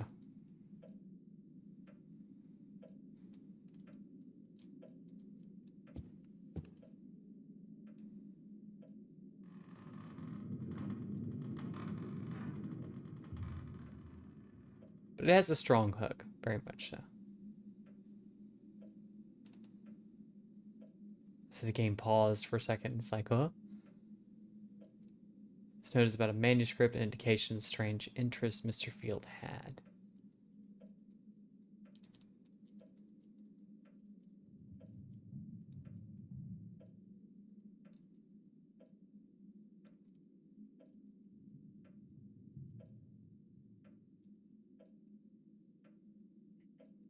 A desk calendar in which some dates have been marked.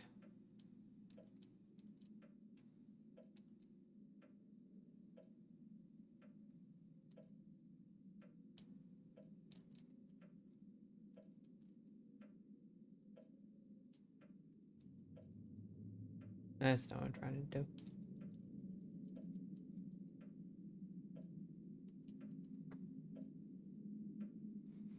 Any story to I play OSRS primarily.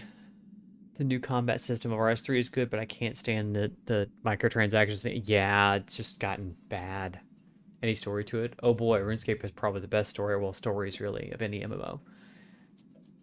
Might have to get into that in the future, of course, in moderation, since Eve is comparing it to cocaine. Well, I mean, completionists beware. Yeah, the thing about RuneScape's story is it's told in bite-sized pieces, and you kind of have to pay attention to context clues sometimes too, in order to pick up certain things and go, wait a minute, this person mentioned this. I can tie that back to this. And there's a whole, like, overarching lore of this world that goes into things that are downright Lovecraftian eldritch horror and stuff like that. Or just, you know, Greek epic battle of the gods kind of thing, you know, where they or even just down to the personal level of the movements of actual, just regular people, you know, and what they do. This large library contains books whose subject matter ranges from magic and occult to geography and history. The majority of them are very old and difficult to obtain.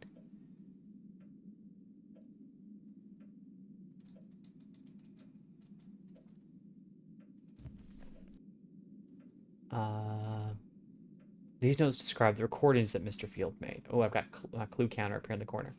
In my teenage years, it was my only joy to examine and roam through the places where rumors had been spread. Human lifestyle was not for me. I always searched for the ways of the inhuman. I visited old cemeteries full of dread, old ruined buildings, and spent most of my time in these places, which were suffered with the black veils of myths and rumors. One day I bought a sound recorder and started to record the environmental sounds of these desolate places where I'd been spending my time alone.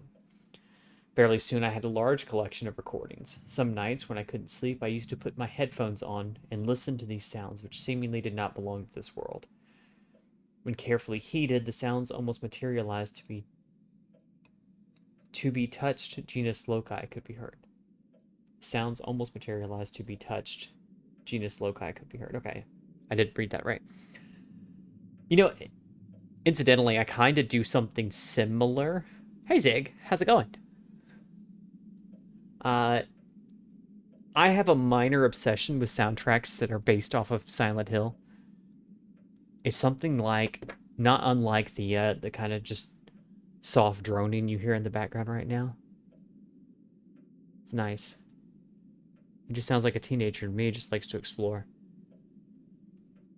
When my secret treasure trove was discovered by my family because Jonathan blabbed about it, all my recordings were destroyed. They forced me to go to a psychologist for 1 year. I can still remember how Jonathan used to call me Ghoul around that time. Anyway, against all odds, I never abandoned this. I think I can say passion. Men never abandon things that are bound up in their hearts, even if they are suppressed, they never forget. When I was just 22 years old, Jonathan and I became solely responsible for my father's company, and I had no time whatsoever for anything else but work.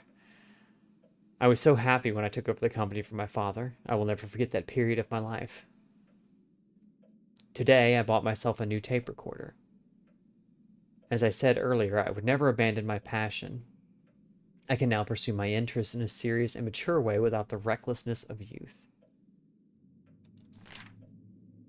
Cassette number 1. Recordings number 1 and 2. Old and now unused Moreland Cemetery. Bringsteen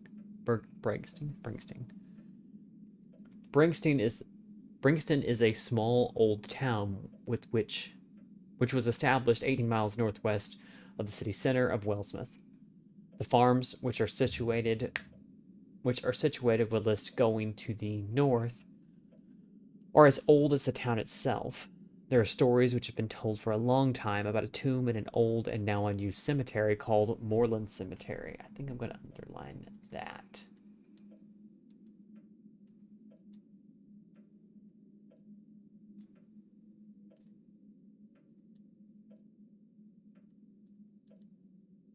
Damn.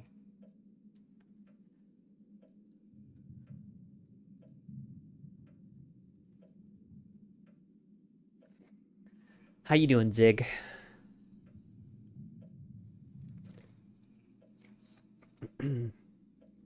Moreland Cemetery. That is situated right in the old part of Brigston. I still can't say it. Bringston. It is said that some nights strange noises and indescribable distinguishing smells come from within that tomb.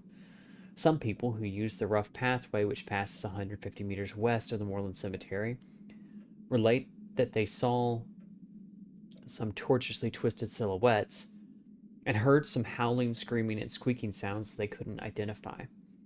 I started my recordings here at about 2:48 a.m. It was so dark and overcast that it was almost impossible to see the surroundings. I used a small flashlight, but I had to be very cautious because of the rumors about grave robbers who plundered the old graves by spreading all the bones around in a disgusting, inhuman manner. The metallic, half-open door of the notorious tomb It had some figures and half reliefs similar to Rodin's The Gates of Hell. It was rusted and it started to crumble away. The effect of the passing years. The spacious interior smelled really awful.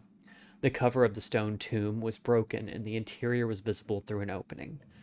The floor of the tomb had collapsed into a wide underground hole. I heard that during a strong earthquake 4 years ago, some parts of Bringston collapsed into underground holes or caves. I think the same earthquake was the reason for the collapse of that tomb. I recorded both the interior of the tomb and the buildings surrounding it. There's quite a few pages to go through.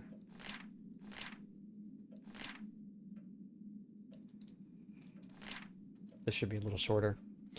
Recording number 3, in a cave near the Northwood Forest.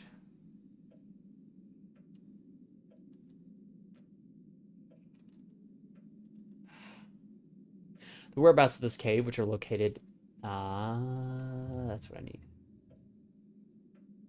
The whereabouts of this cave, which is located 3 miles away from the notorious Northwood Forest, is not widely known. Maybe that's what I need. No. It is connected to some other caves that form a complex underground network. It is rumored that a lot of people have become lost inside and never returned. Some people claim that they have seen fires inside and heard some sinister sounds coming from the depths of the cave at night. I see a little silhouette of a frog. Recording number 4, by the dig in my cellar. Some sounds are coming from the well in my cellar. I don't know what lies beneath it or the reason for its construction. From the top of the well, I used a flashlight to examine the well, but it was too deep for me to see the bottom. The sounds coming from below make me think that there are some animals down there. I believe that it must connect to a tunnel that leads outside somewhere. Sure. That sounds like a very reasonable explanation. Number 5. In my bedroom. For some time, I've been woken up by squealing, trembling, and the slight wind sounds, whose source I can't identify. Several times, hardly suppressing my fear, I roamed the house but couldn't find anything out of the ordinary. It's said that It is said that in houses this old, these noises are common. I guess I just have to get used to it. Recording 6 and 7. In the well. I decided to examine the well because the workers I hired for restoration left the job half done due to some sounds they claimed to hear from within the well. The rusty ladder that I hadn't dared brave before was my only avenue. I bought a strong flashlight to inspect the interior. I decided to record some sounds down there, but I can only record some sounds in the room that the tunnel leads to. When I listened to the recordings later on, I noticed some defects. There were some deep noises and rumblings on every recording.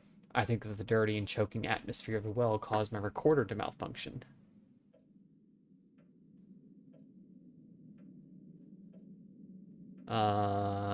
Sure, buddy.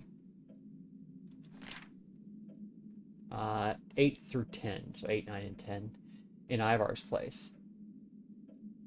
I had an opportunity to make some recordings in the worm-eaten place which Ivar and some other friends of his are using as a meeting place.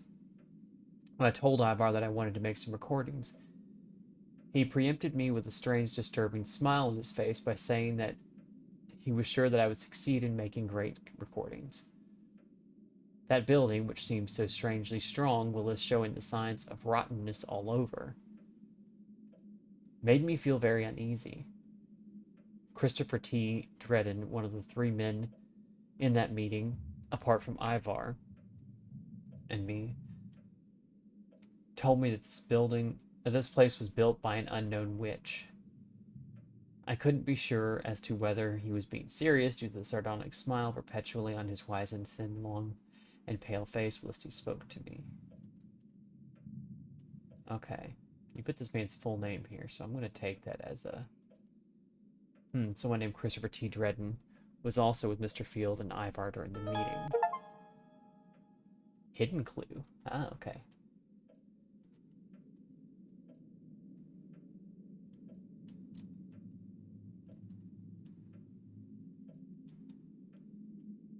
Made some recordings at Nybar's house. It's a good clue.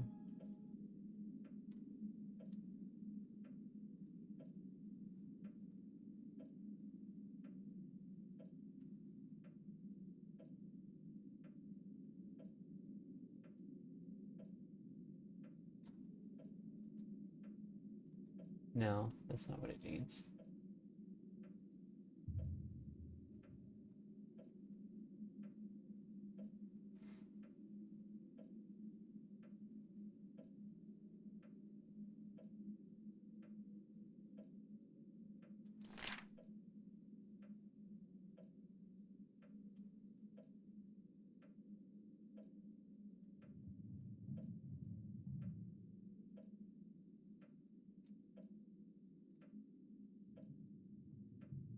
Of course not.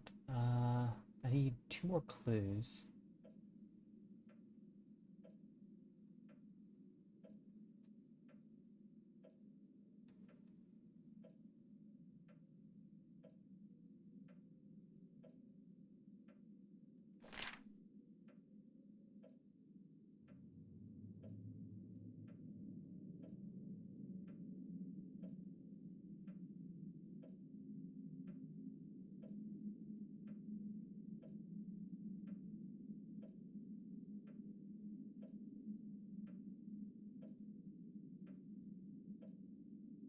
Not that one either.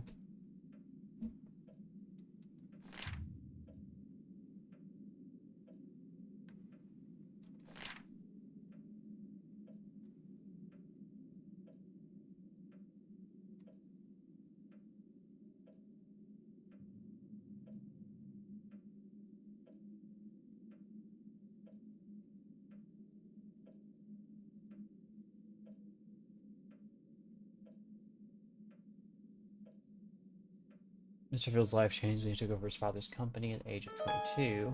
There's one.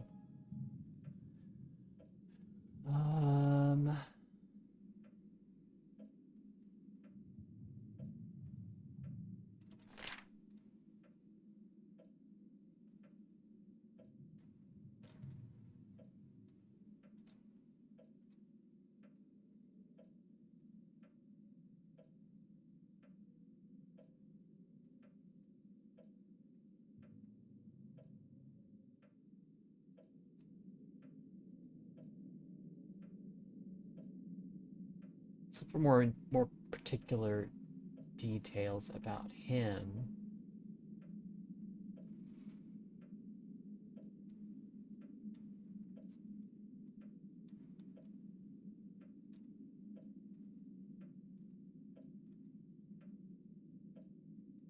Because I have a feeling that's what we're looking for here.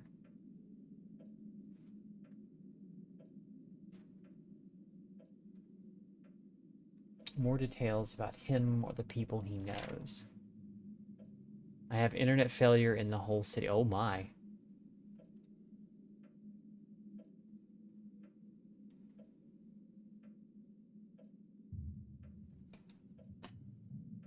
How are you still here? Your internet has failed you. From the top of the well, I used a flashlight to examine the well, but it was too deep for me to see the bottom. No.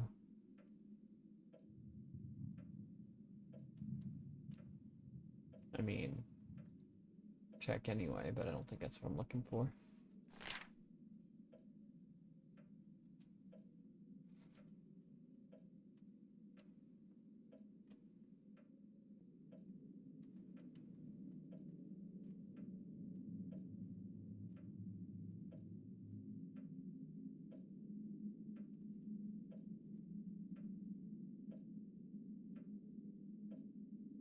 Hmm.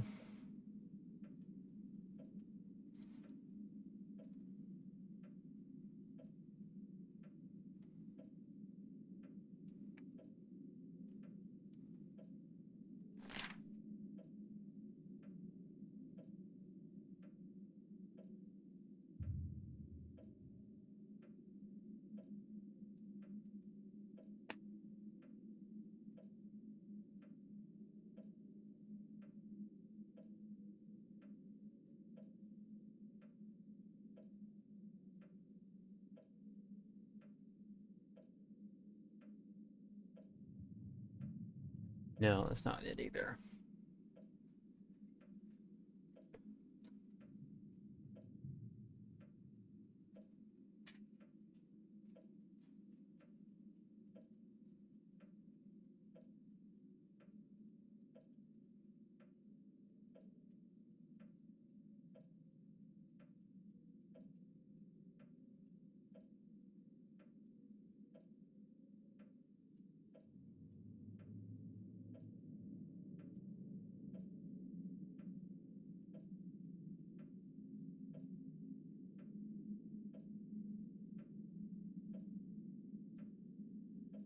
At least it'll be back in a day or something. Yeah, hopefully. Around where I'm at, it takes days to weeks. Yeah. Yeah. I've been lucky enough to never have lived in a place where it's taken weeks to get it back. A couple of days at most, I think. It's the worst. But rarely am I ever without internet. And I'm kind of grateful for that. Let's see. There's another clue here. Missing one clue.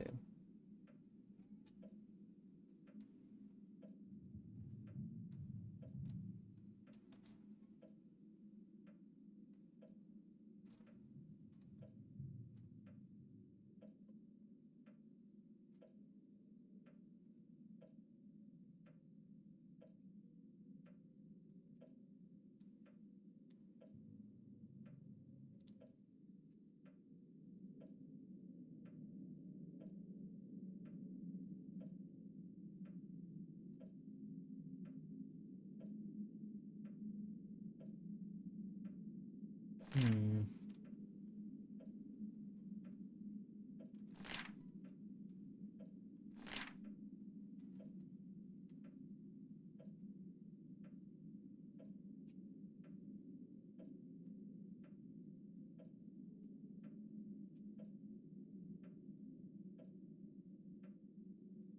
I can still remember how Jonathan used to call me Ghoul around that time.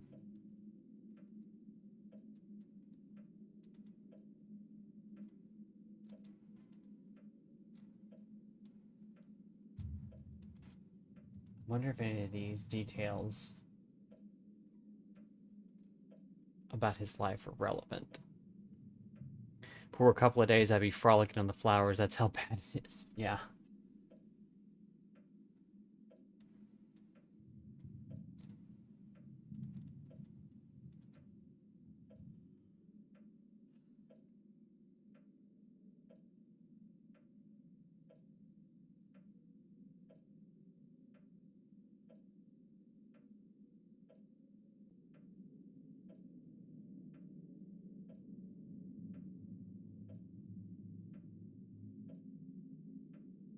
Mr. Fields should have written a will. Oh, the only thing he did will-wise was that letter he sent his brother basically telling him, no, just sell the house. Don't go there. Just get rid of it.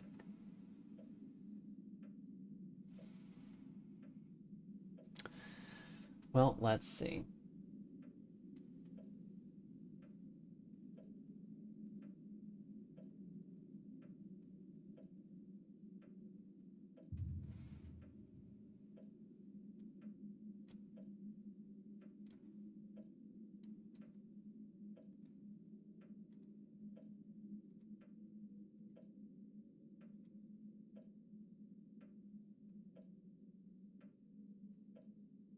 Uh...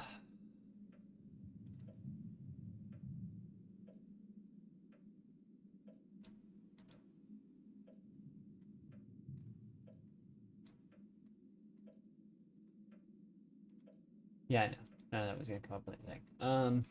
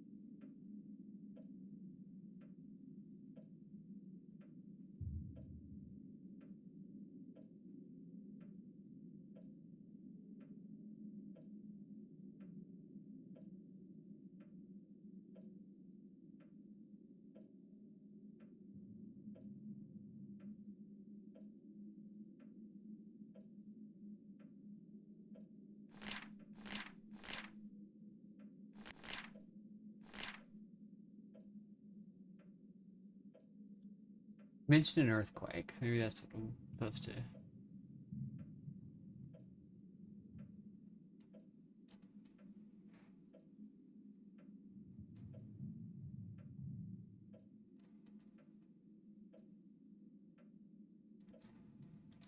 Yeah, I don't know.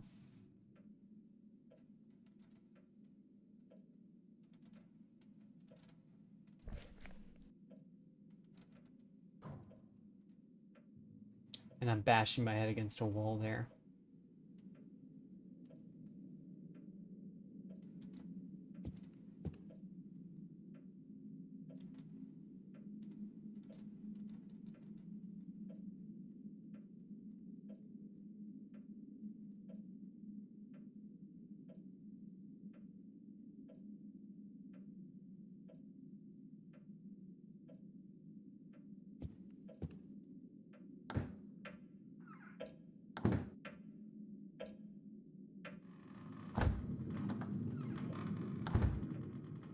It's humid in here. I hate the way the camera just jumps. It's just like, whoa. You know, makes me think that something's about to jump out of the floor.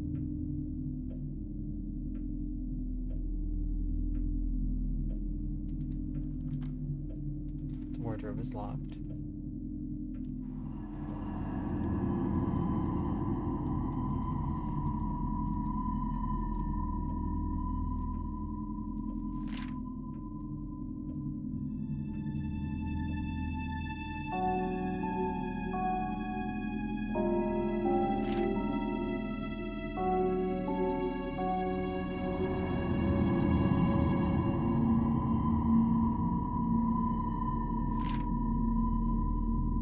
Maybe it was because of this that mankind always tried, and is still trying, to overcome this obstacle with the help of some hallucinogenic substances.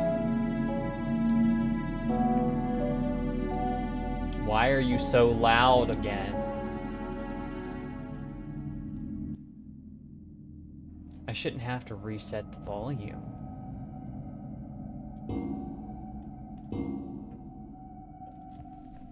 Anyway, where was I? Being a detective isn't easy. No, it's not. And maybe it was because of this that mankind always tried, and is still trying, to overcome this obstacle with the help of some hallucinogenic substances.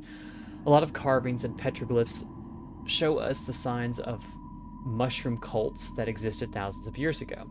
Understanding the soul metamorphosis demands examination of far more complex and esoteric thought systems, together with the asserted theories required by these systems. It is obvious that the soul metamorphosis is not a state that can be achieved simply through the process of altering the state of consciousness. It appears that, from the illusions which were found in some of the ancient texts, the information about the characteristics of this state is insufficient and leads to even more confusion. But again, a consociate point becomes apparent. This is the probability that the hallucinogenic substances, which can be seen in most of the ancient documents, drawings, and carvings, may serve as a key or catalyzer. The most important examples of these can be seen in the stories that are told about the secret Eleusinian mysteries and the Kikonen drink, which were used in these rituals. They are very important in this respect. So let's look at the notes real quick, because there's stars there. The Eleusinian mysteries were annual initiation ceremonies for the cult of Demeter and Persephone, based at Eleusis in ancient Greece. Of all the mysterious celebrations of ancient times, these were held to be the ones of greatest importance. These myths and mysteries began around 1500 BCE and later spread to Rome. The rites, cultic worship, and beliefs were kept secret, for initiation rites united the worshipper of God with God and included promises of divine power and rewards in the afterlife. Kikion is an ancient Greek drink made mainly of water, barley, and herbs. It was drunk at the Eleusinian mysteries. The real terror in this is the person following you while playing piano loudly in your ears. At this point, I want to continue with some examples from the strange and in some parts of the confusing book of the notorious German writer, philosopher, and alchemist Wolfgang Schneider, who lived during the latter part of the 14th century, and because of his radical thoughts about religious topics, was burned at the stake when he was 68. Okay. That just took a wild turn. This book that was translated into our language as Eclipse of the Soul is really hard to find presently. And it is believed that the original copies can only be found in certain major libraries. In the book, the parts which deal with very ancient esoteric beliefs called Dervisha, that was said to be directly related to the metamorphosis of the soul are particularly interesting. According to the book, in Dervisha belief, the starting and ending phases of the metamorphosis of the soul process are depicted with the eclipse of the sun. The writer asserted that this belief is based on an ancient oral traditional doctrine, but he also claimed that he had intentionally kept secret the sources which led him to this information. The information necessary to research this topic could not be found due to the secretive attitude of the writer. Yet according to some of the ethnologists, signs of this kind of belief are present in the world. Okay, we kind of knew that, considering, Another source that the writer used for proving his assertions must be mentioned and cannot be ignored. The source is a series of parchments called Summoning the One Who Lies Beneath. He claimed that the originals had been written in 4839 BC by an Egyptian priest using strange hieroglyphs and some unknown symbols that are not hieroglyphs. He further emphasized that the one he possessed was just a copy of the original brought by him from Cairo and might be dated 2200 BC.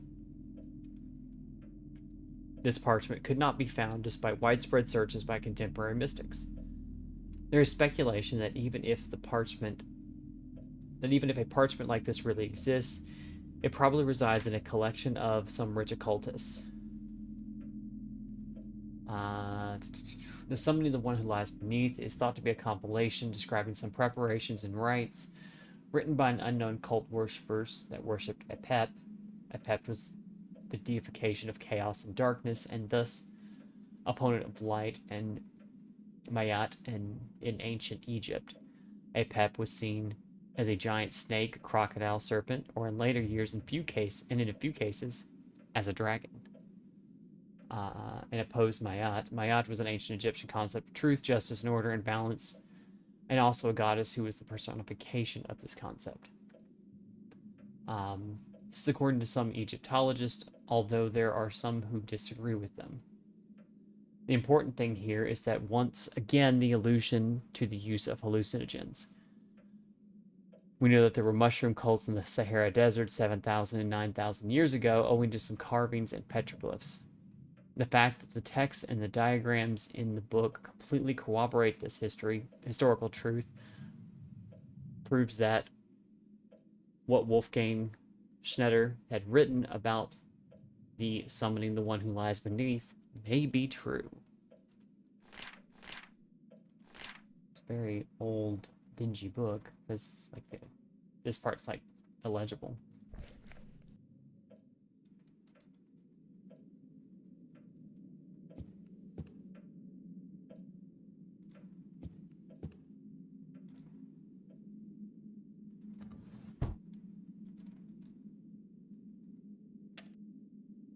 Oh, a key.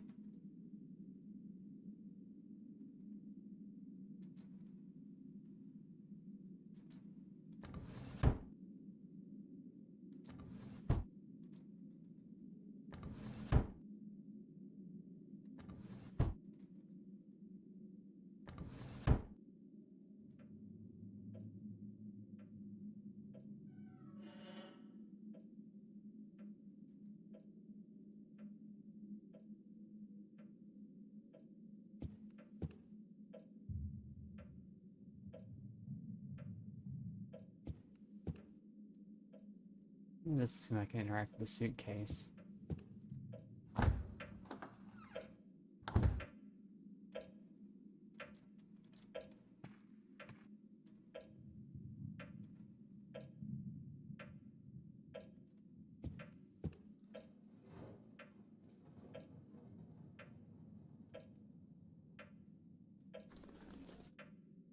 Who was this?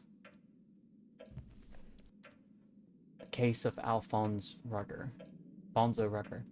Summarized below are the known psychological problems caused by taking hallucinogenic mixture called dervisha during a heightened emotional state, e.g., excessive anger, worry, fear, etc. These psychological problems can sometimes be extremely harsh and can even lead to permanent madness. It is known that some esoteric ethnic groups use this secret mixture in their religious rites and festivals. A typical example of this can be found in the notes of the famous occultist and philosopher Alfonso Rugger, dated October 2nd, 1833. His notes cover the period of time from the 11th of October, 1832, to the time of his death on the 12th of November, 1833.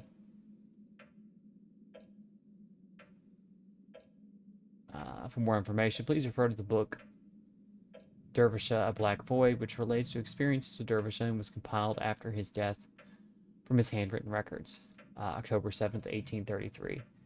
After extensive trials, I can say that Dervisha, has profound effects. Its ability to alter consciousness is unbelievable. Unfortunately, my detailed research has only uncovered a few fragments of information about this mixture. Even though its effects are short-lived, the experience is very powerful. It is difficult to describe, but I would say that it pushes the soul to its very limits. I must add that I feel a strange sensation from it, as though it creates an emptiness inside the body. But of course, these are very vague descriptions of my experience. Perhaps someone else would describe it differently.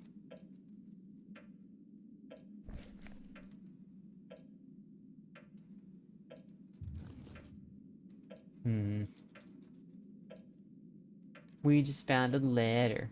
Wonder who it's from.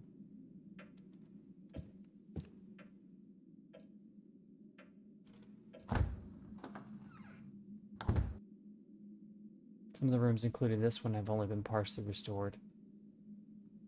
The furniture has been placed haphazardly.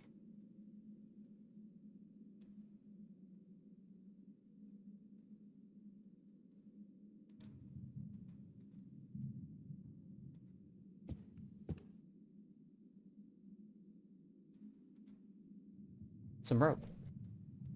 We'll take the rope. Moss.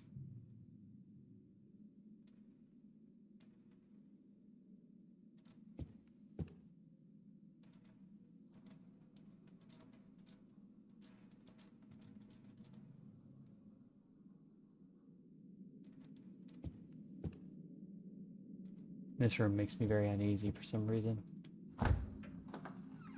Maybe it's because it's pitch black and I can't see in there.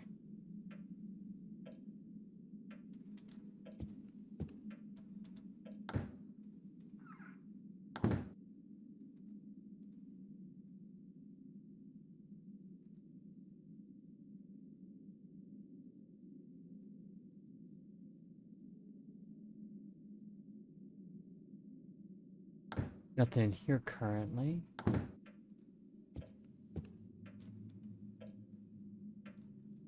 If I was playing this, I'd just go around and start clicking everything to get results. So that works a little.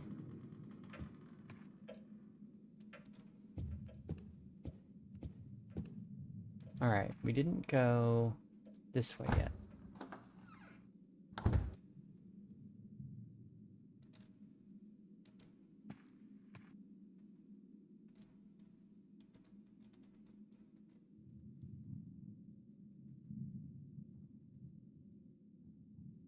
I wonder when we're going to address the... Sorry. Wonder when we're going to address the fact that our character's a vampire because he doesn't show up in mirrors.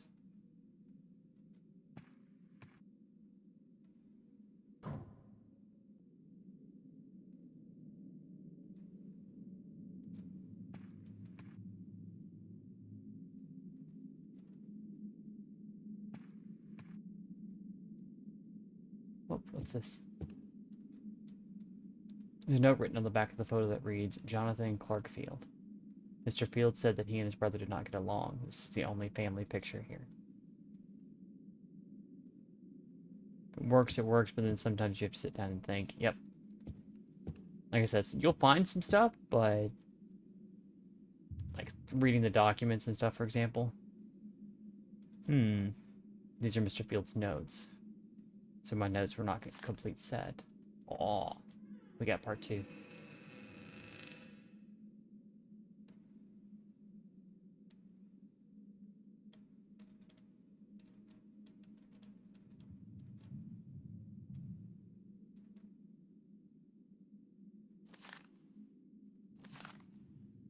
Alright. We must have transformed into a bat, right? You're right, it seems we can't see our feet either. I'm gonna run to the restroom real quick. Because if I come across something that's gonna be a jump scare, I'm gonna pee myself. So yeah, I'll be right back. Gotta set the dog down.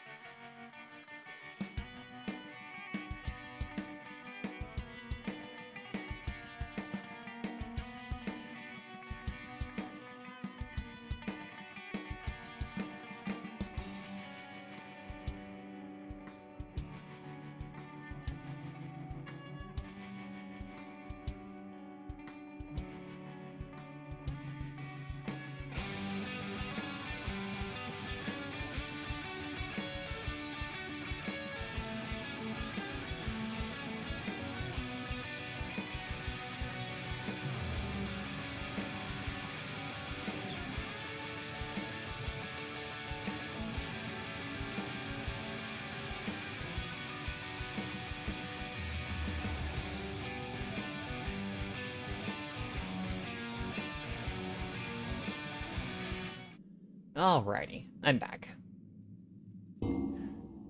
Yeah, I just knew if something like jump scared me, I was gonna piss myself because I'm like right there on the verge of like I have to go to the bathroom.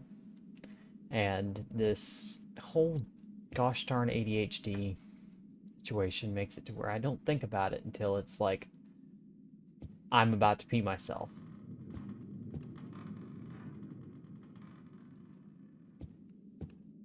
I can look at the paintings, but there doesn't seem to be anything relevant on them. He said that the door reminds you of someone trying to hide their fart. Reminds you of this. I always see these videos of like people's like, okay, you make this noise, and then I'm going to, when they make this noise, I'm going to release my fart to just, so it'll cover the noise, the noise will cover it up. and they just like completely mistime it. And everybody hears them fart anyway.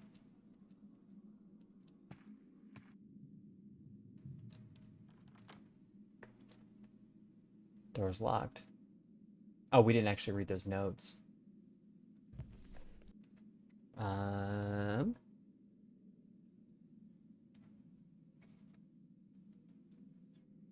Back and ready to take on any scares. Sure. For the past 2 weeks, I was out of town because of my job, and when I returned feeling tired, I learned that the restoration had not been completed due to the sounds some of the workers suggested came from the cellar. This incident made me really angry, and I immediately obtained a strong flashlight in order to find out what those superstitious vagrants may have been afraid of. My purpose was, by using the old rusty ladder, to go down and just take a look down there. But it didn't matter how many steps down I took, the ground continued to be concealed in the claustrophobic pitch darkness of the well. A short time later, I noticed the opening of a horizontal tunnel. I entered the tunnel to check it. I don't know how long I stayed in there, wondering why and when this worm-like burrow was dug. But when I decided to proceed, I felt that my legs were aching. After moving forward a short distance, I reached a wide chamber that was full of blood-curdling, strange statues. On its walls, you could see signs of some erased and now, to a great extent, unreadable writings or wall paintings. The air was dominated by some kind of thick, decaying smell, which caused me to cough frequently. From the opening of the tunnel on the right and left to the walls of the chamber were some kind of statues which looked almost alive. So much so that just for a second I thought that they would rise and start to walk, which I thought depicted a saurian head, depicted saurian-headed creatures with the bodies of men. There was another figure which seemed to depict a ruler similar to the hybrid statues on the walls, who was sitting on his throne and watching one of these creatures being sacrificed. The scene was depicted with such realism that no one could look at it without feeling a sense of terror. Then you put your head down in shame. It seems like we won't want to be near this well. They've been gassing it up like it's Bloody Mary, right? Something's down there for sure.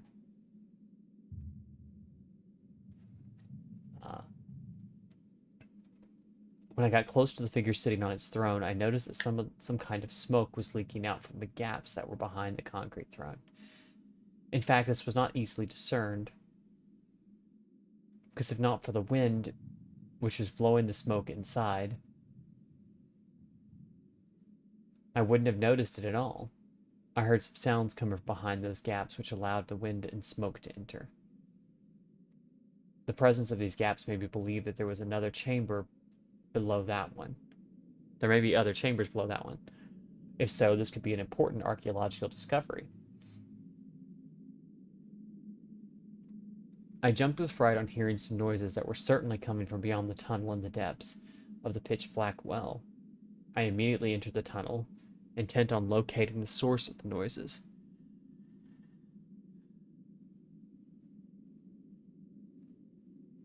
In spite of my strong flashlight, visibility was limited. Through weary eyes, it may have been a momentary illusion or the enormously magnified shadow of a rat being illuminated by my flashlight beam. But I saw, or I think I saw, something moving down there. I jumped with fright because of this, but only later would I realize the thing that shocked me. The thing that shocked me and caused me to wake up from nightmares and listen, shivering into the sounds that came from beyond the darkness that, like a thick blanket, covered the places where merciful moonlight cannot reach. While I attempted to see something with my flashlight within that gluttonous darkness, I heard a feeble voice that came from somewhere far away. Some faraway place, calling out something like "come." The voice was very similar to that of Ivar's familiar low-pitched voice. Investigating random noises in a dark area feels like something that only happens in movies. I mean, right? Personally, I'm hitting the dash. uh, through the effect of that shock, I threw my flashlight into the dense, dreary darkness, and with both hands free, I dashed to the cold, damp, rusty metal ladder, which, at that time, seemed to me as though it was eons old. While I was climbing up, and without daring to look down, I caused a piece of the ladder to be broken off, and it fell into the pitch darkness. Maybe because of the comforting feeling provided by this incident, I managed to reach the top and get out of that well. The next morning when I woke up to my bedroom bathed in sunlight, I thought that all these events were just delusions, merely caused by excessive weariness and insomnia. I reached another conclusion. Maybe Ivar was right about the restoration. This sort of place had very important features invisible to the naked eye. Hence, I decided to leave the house as it is for now. I'm not going to make any further efforts to restore the house.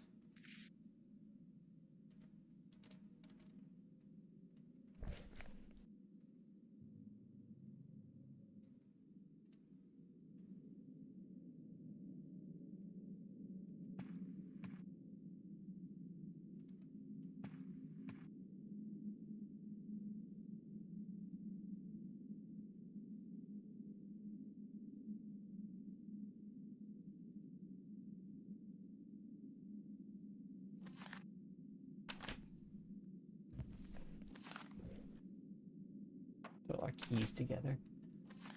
Put that with that. There we go.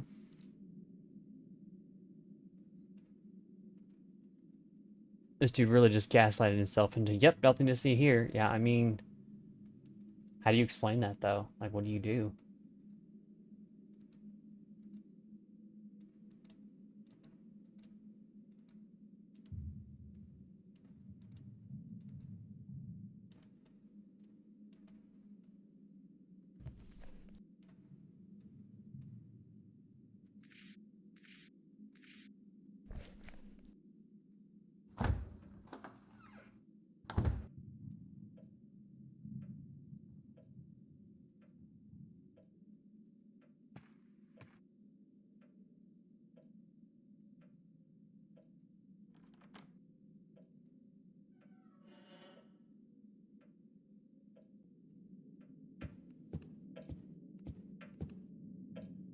I'm not explaining Jack anything, right?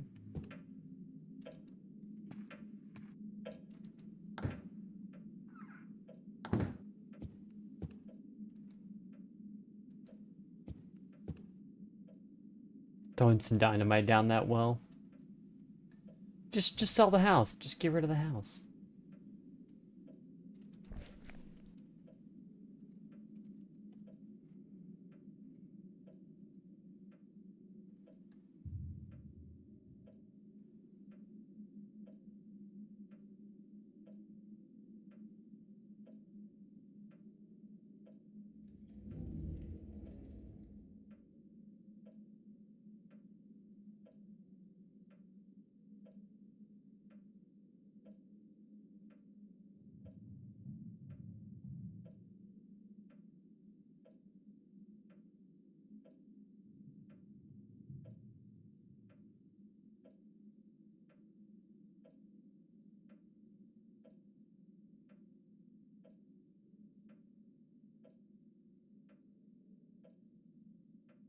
Oh.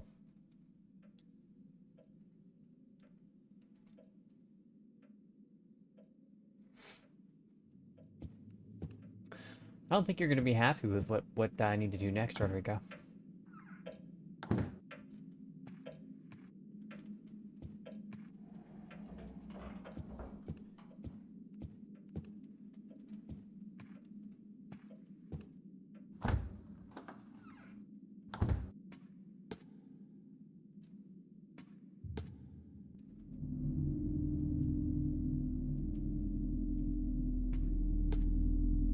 I'm not selling the house to some poor fella just for him to get smacked by some ghost or whatever's down there.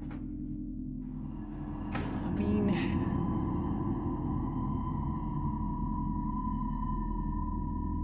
No, no, no, no, no, no. Oh, yeah.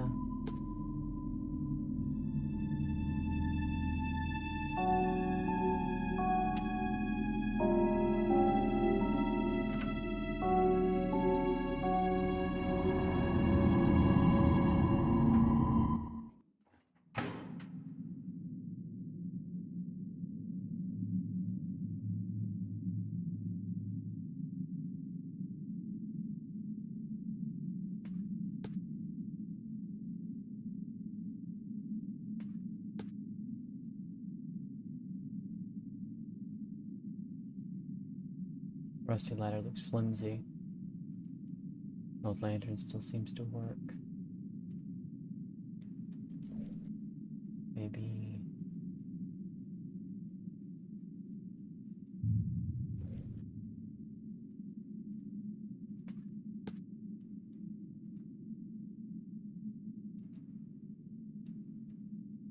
This must be the well which Mr. Field mentioned in his notes. Strange, when I was a child, my father told me stories and myths about wells and caves, which can be found in some very old houses.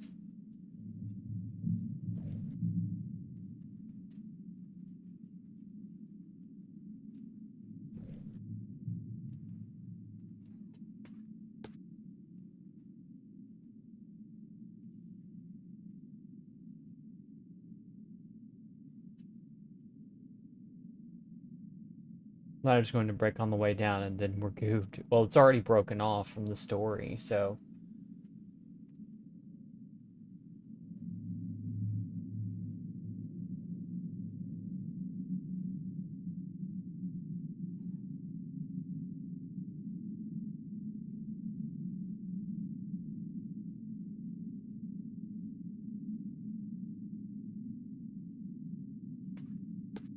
Lucy, do you want to hop in my lap? It could be the reason for having such a frightening well inside the house, and some myths tell a number of other houses have a well in them too. I wonder what Mr. Field felt when he first saw this. The ladder seems old and decrepit. I don't think it will support my weight. Okay, he's repeating himself. Okay, dog. You have the rope you picked up, didn't you? Yeah. Just didn't seem to be working, so I was doing more examining.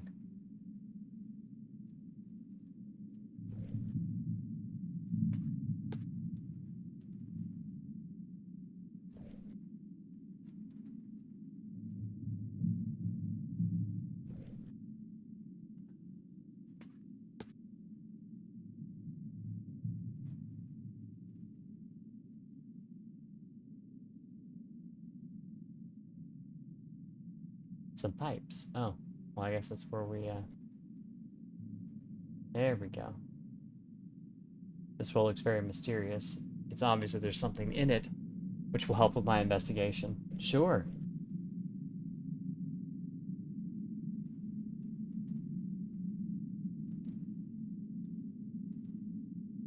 It's too dark, I can't get in and safely get out. This will be useful.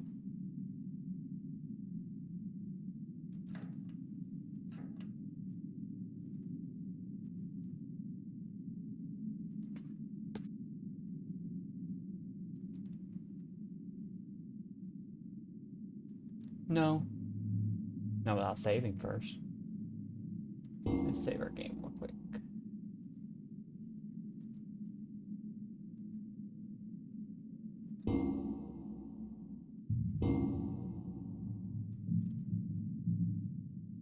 Sure.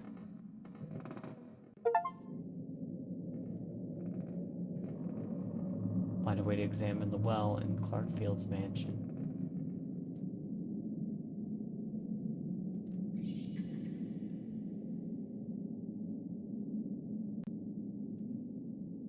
Can't climb down any further, the rope isn't long enough.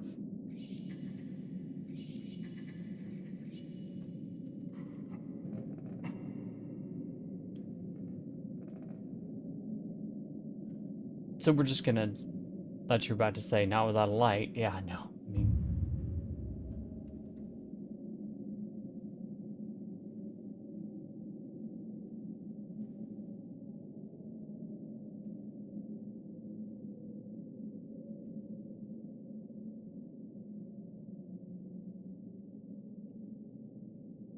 We better have good grip strength if he's getting chased. I think the ceiling has collapsed recently. This was not mentioned in Mr. Field's notes. There's a gap here, but it's too narrow for me to fit through. Can't see anything ahead of me, it's too dark. Feel a cold draft.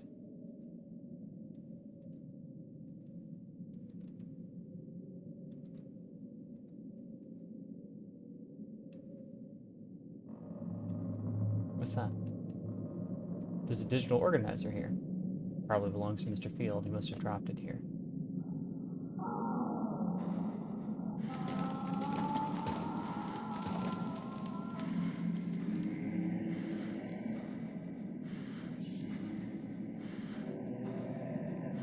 Oh no. What was that? I don't want to stay here any longer. Nope, up.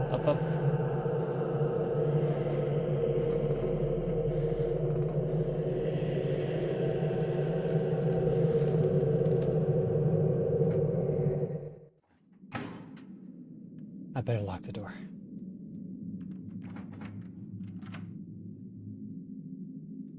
Okay.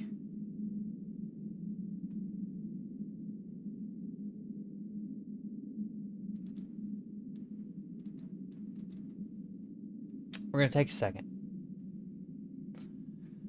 He just like me for real, making it collapse, right? Because you were saying that very same thing. Oh. Oh, that was terrifying.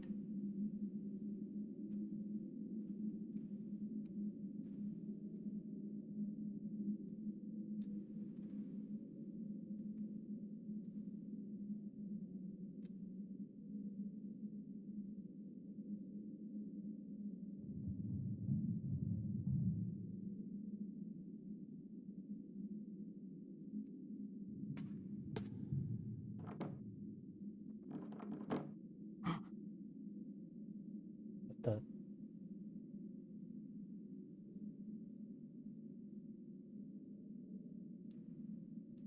We're just gonna go.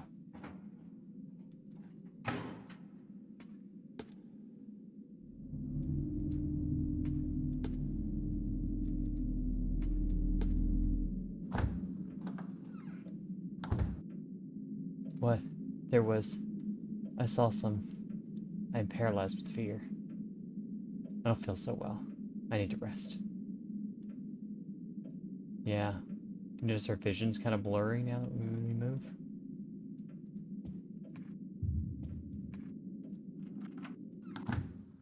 That's just GTFO, bro. That's enough spookums for one day.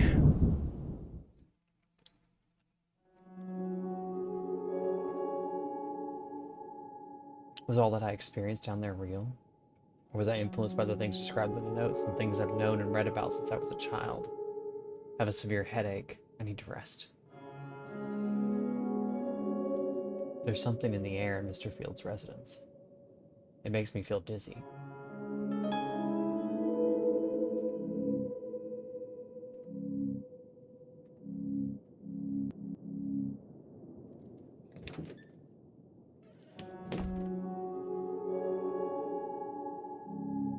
can't open my inventory. Brasto, I thought he was going to sleep in the haunted house. No. I feel so tired.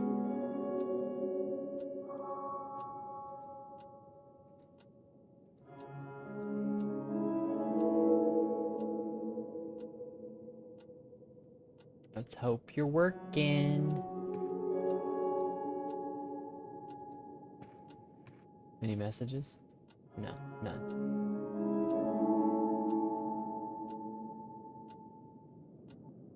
At last, I will rest. Miasma might be the scent. It might be.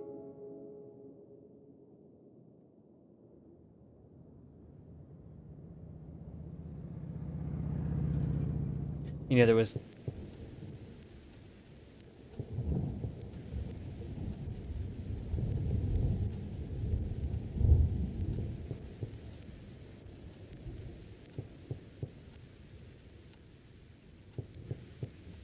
Who could it be? Who's knocking at my door?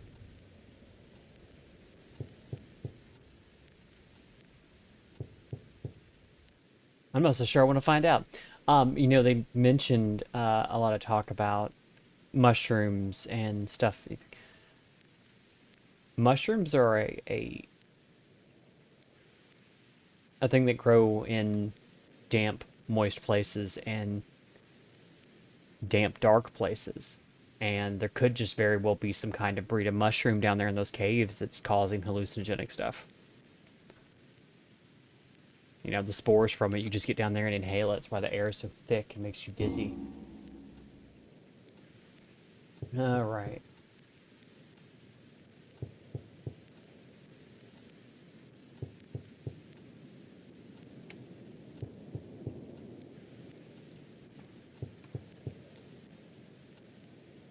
I don't remember turning the radio on before I fell asleep.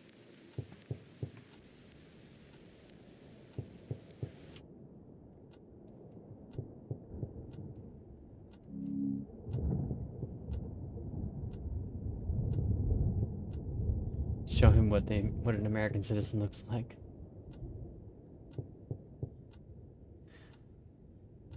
The incense, I think, would be used to cover the smell. But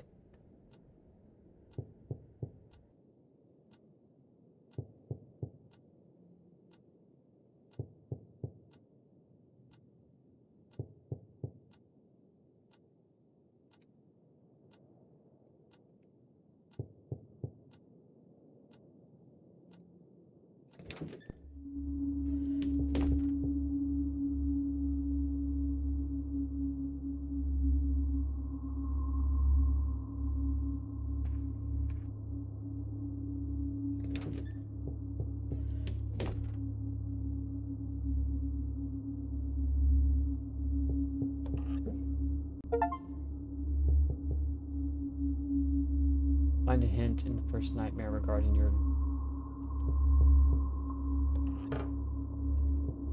I'm just not going to read that anymore, because I think that was a bit of a spoiler. Hi there, Cannibalistic Wizard. How you doing?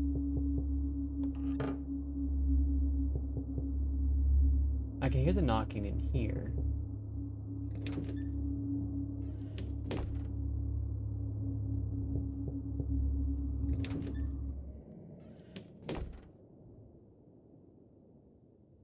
What?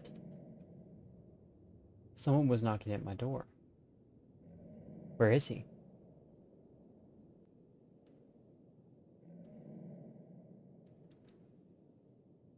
Outside seems so quiet and there's no light other than moonlight.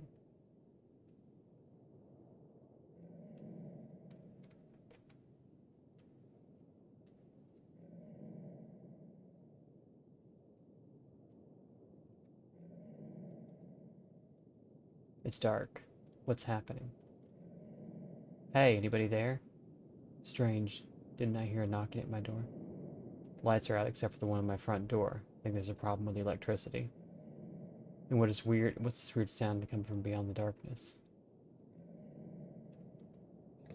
Heart rate's going up. We're just gonna...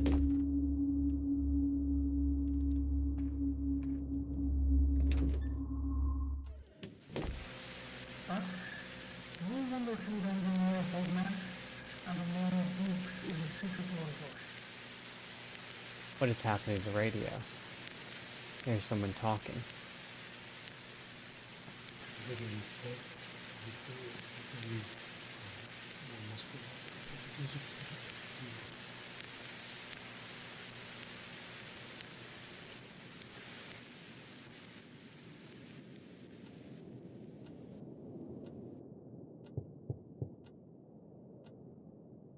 Again?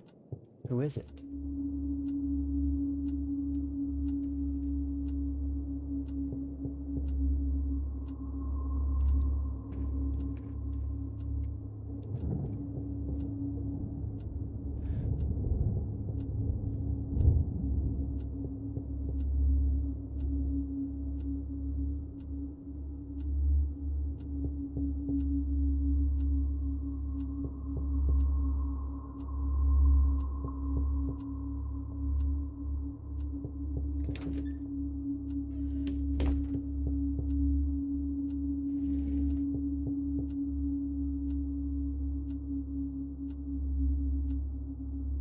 Okay, yeah, take the pistol. That would be the smart thing to do. Or not, you know, we're just gonna let the Oogie Boogie Man get me.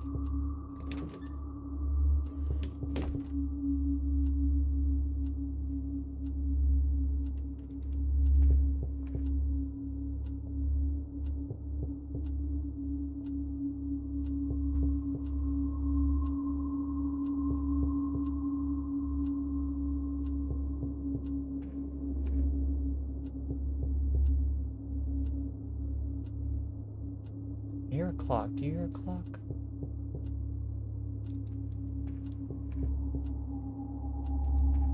Oh, there it is.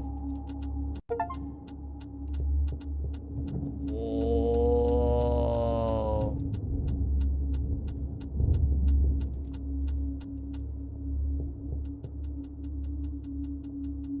That's not supposed to happen. Well, this is definitely a dream.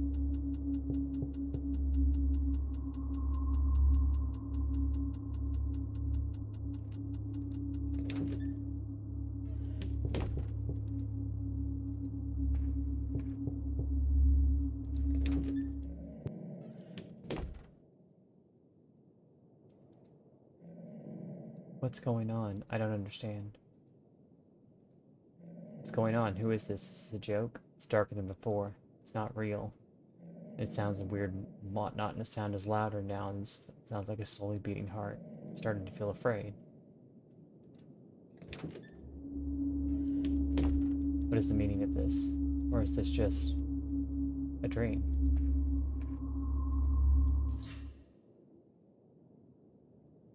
What's happening?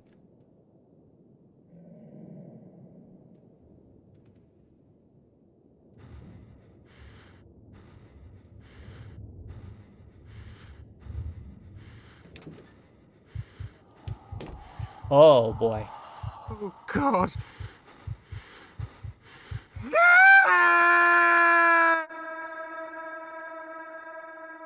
In this situation, I'm calling the whole family to pull up with the heat, right? So am I dead? I'm dead, aren't I? Wellsmith State Hospital, November 6, 2011. Listen, I need to ask you something about him. He woke up several times during the night. Each time he claimed there was some kind of creature sitting on his chest, preventing him from fully waking up. Does he suffer from nightmares or any other kind of problems? I'm not really sure what you mean. I see. It's probably nothing. Stress, most likely, brought on by pressures of work combined with not enough sleep. You're his friend. When he gets out of here, tell him to take a break. A long break. He needs it.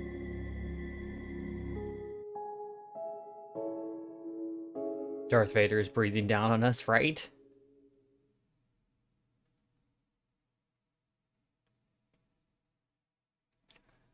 Day 2. After hospital observation, November 8th, 2011.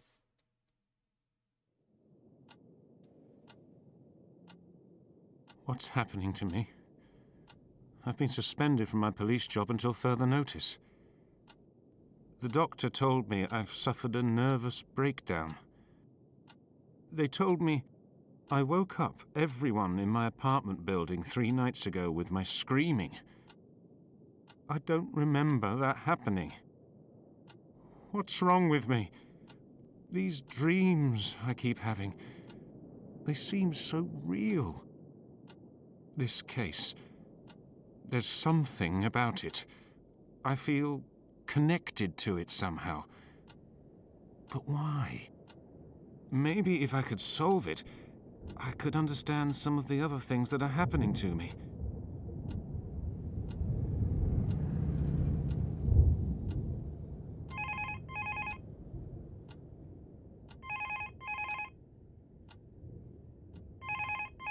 I'm just wondering why we're in the third person right now. Home at the moment. Please leave your message after the beep. Hi, Howard. I just called to ask you if everything's all right. You had a breakdown, you know. You've got to get some rest, mate. I will call you again, mate. Look after yourself. See you soon.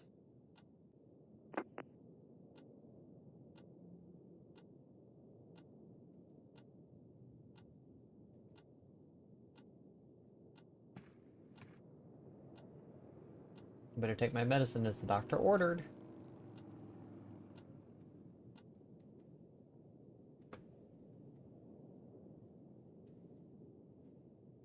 I haven't even had a chance to look at this.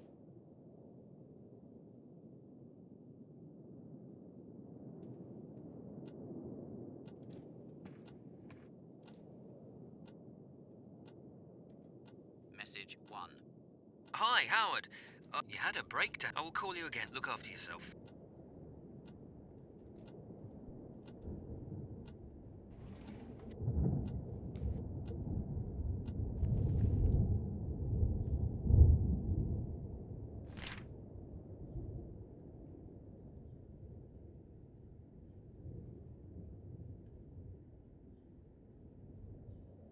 It was on some noisome, bleak, and stormy night that night after my friend Harold Gallo died.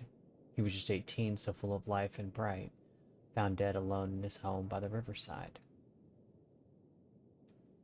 Then as the storm was roaring, Twee swung left to right. I heard that awful story, now carved in my mind. It was about a witch who will not be seen in daylight. She was betrayed by her people, cursed the town, and died. She lived in the forest, too close to our town, so none would dare to enter from dusk till dawn. Seldom she came here to buy some food or a gown, and never said bad things nor caused us any harm. Still, the young ones of the town their fear grew great. They said to the people, which must be burnt as such. But the old ones stood against, said, "Curb your hate." They cried, "Betraying her brings trouble far too much." Yet the young ones, scared, thought she could be burnt so fast, and they called the witch hunters to burn her down to dust. Without proper inquisition, they put her in a cage. No words came from her mouth, neither any curse nor rage. As the devouring red flames shone before my eyes, those damned hellish words were heard within her painful cries. "You'll pay for this foolish act with your own children's lives. They will die when they're 18. This will be your woeful prize."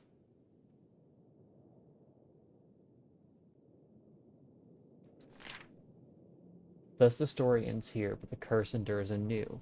6 children have died with the sign of the witch on their brow. At the same night, come the next morn, we've had a newborn, and the signs, rumors say, numbers when she'll be reborn. Yes, I'd seen that sign before, just before Harold died. No, natural death. He killed himself that night. No, natural death. He killed himself that night. He always acted strange. But last in my sight, he seemed not quite himself, like a doll can be thrown aside. I snuck in Gallo's home and found a spot to hide. Then he came in silence and went up like a knight arrayed, clad in black, face pale moonlight, eyes so wide, and his chamber was changed, mirrors all around displayed. Then I followed him upstairs, as silent as a thief. What I saw is much for me, my beliefs crack beneath. What I saw is much for me, my beliefs crack beneath. His chamber door was not closed. To me he held his back. I saw a reflection of pale face colored with bloody, awful relief. He was carving the sign 11 on his brow with an old rusty blade. Then he cut his own throat so quick he did not hesitate, and fell to the floor, still alive, and shaking in pain so great. Then I ran away into the night. All I could feel was coldest dread. This is the story I've kept in this soul of mine. Everything started for me on the 1st of April, 1699. And that was the date on which Harold's soul took flight. And I'm sure tomorrow will be the witch's triumphant night. I didn't know Dr. Seuss made a book we didn't know about.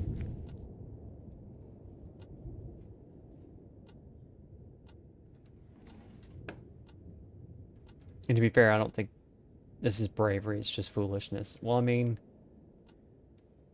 he's technically a police officer, or he was a police officer, he's in suspension now. Investigating a case, but check the clock and make sure things are still normal.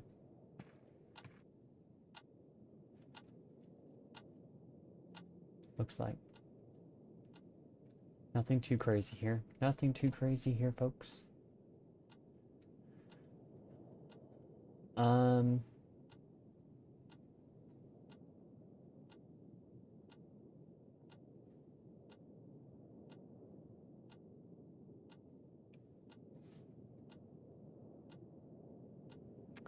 So we've been going for about 3 hours. I think I'm going to call it here so we can, you know, make some more episodes for this later.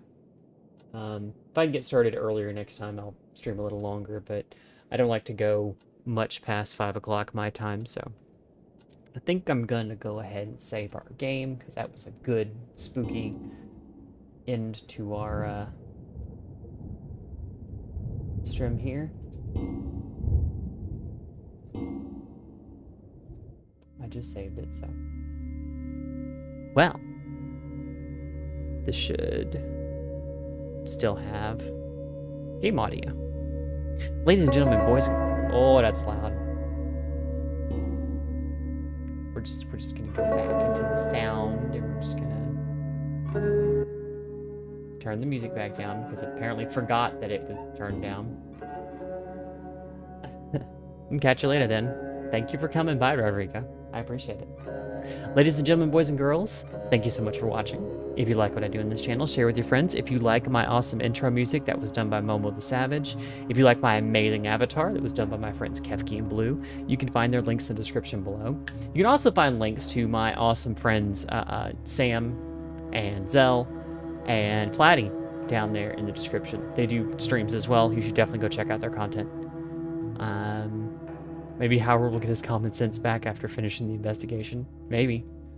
I mean, it's like that thing, you know, it's going to steadily nag at you until you finish it. I think that's what really drives him. You know? But that's what pushes him to finish, because he's still having nightmares even though he's taking rest, so. But anyways, I will be back tomorrow night, probably about, I think we're shooting for like 9 Central, 10 Eastern. Platty's time, it would be 7 PST and be 4 a.m. Central European time. Ha, I remembered, Sam. 4 a.m. Central European time. The three of us will be playing some more RuneScape. I actually have plans, because Platty got her fire cape on stream last week. I have plans to get mine and be cool and pimping with the fire cape club, you know. I've been practicing and working my ass off to get combat ready. I also think I'm gonna do Hespori tonight, and I should be able to have it ready to go again for stream tomorrow night as well. So I'll probably fight Hespori on stream too, if I can help it. But yeah, it's gonna be fun. Boss fight, and then an arena challenge, and then a boss fight, and then some skilling and goofing off with friends, and you know, having fun. Just the three of us chatting. You should definitely stop by and see. Yeah, that's it. That's all I got. You don't have to go home, but you can't stay here. So have a good night, everyone. Bye.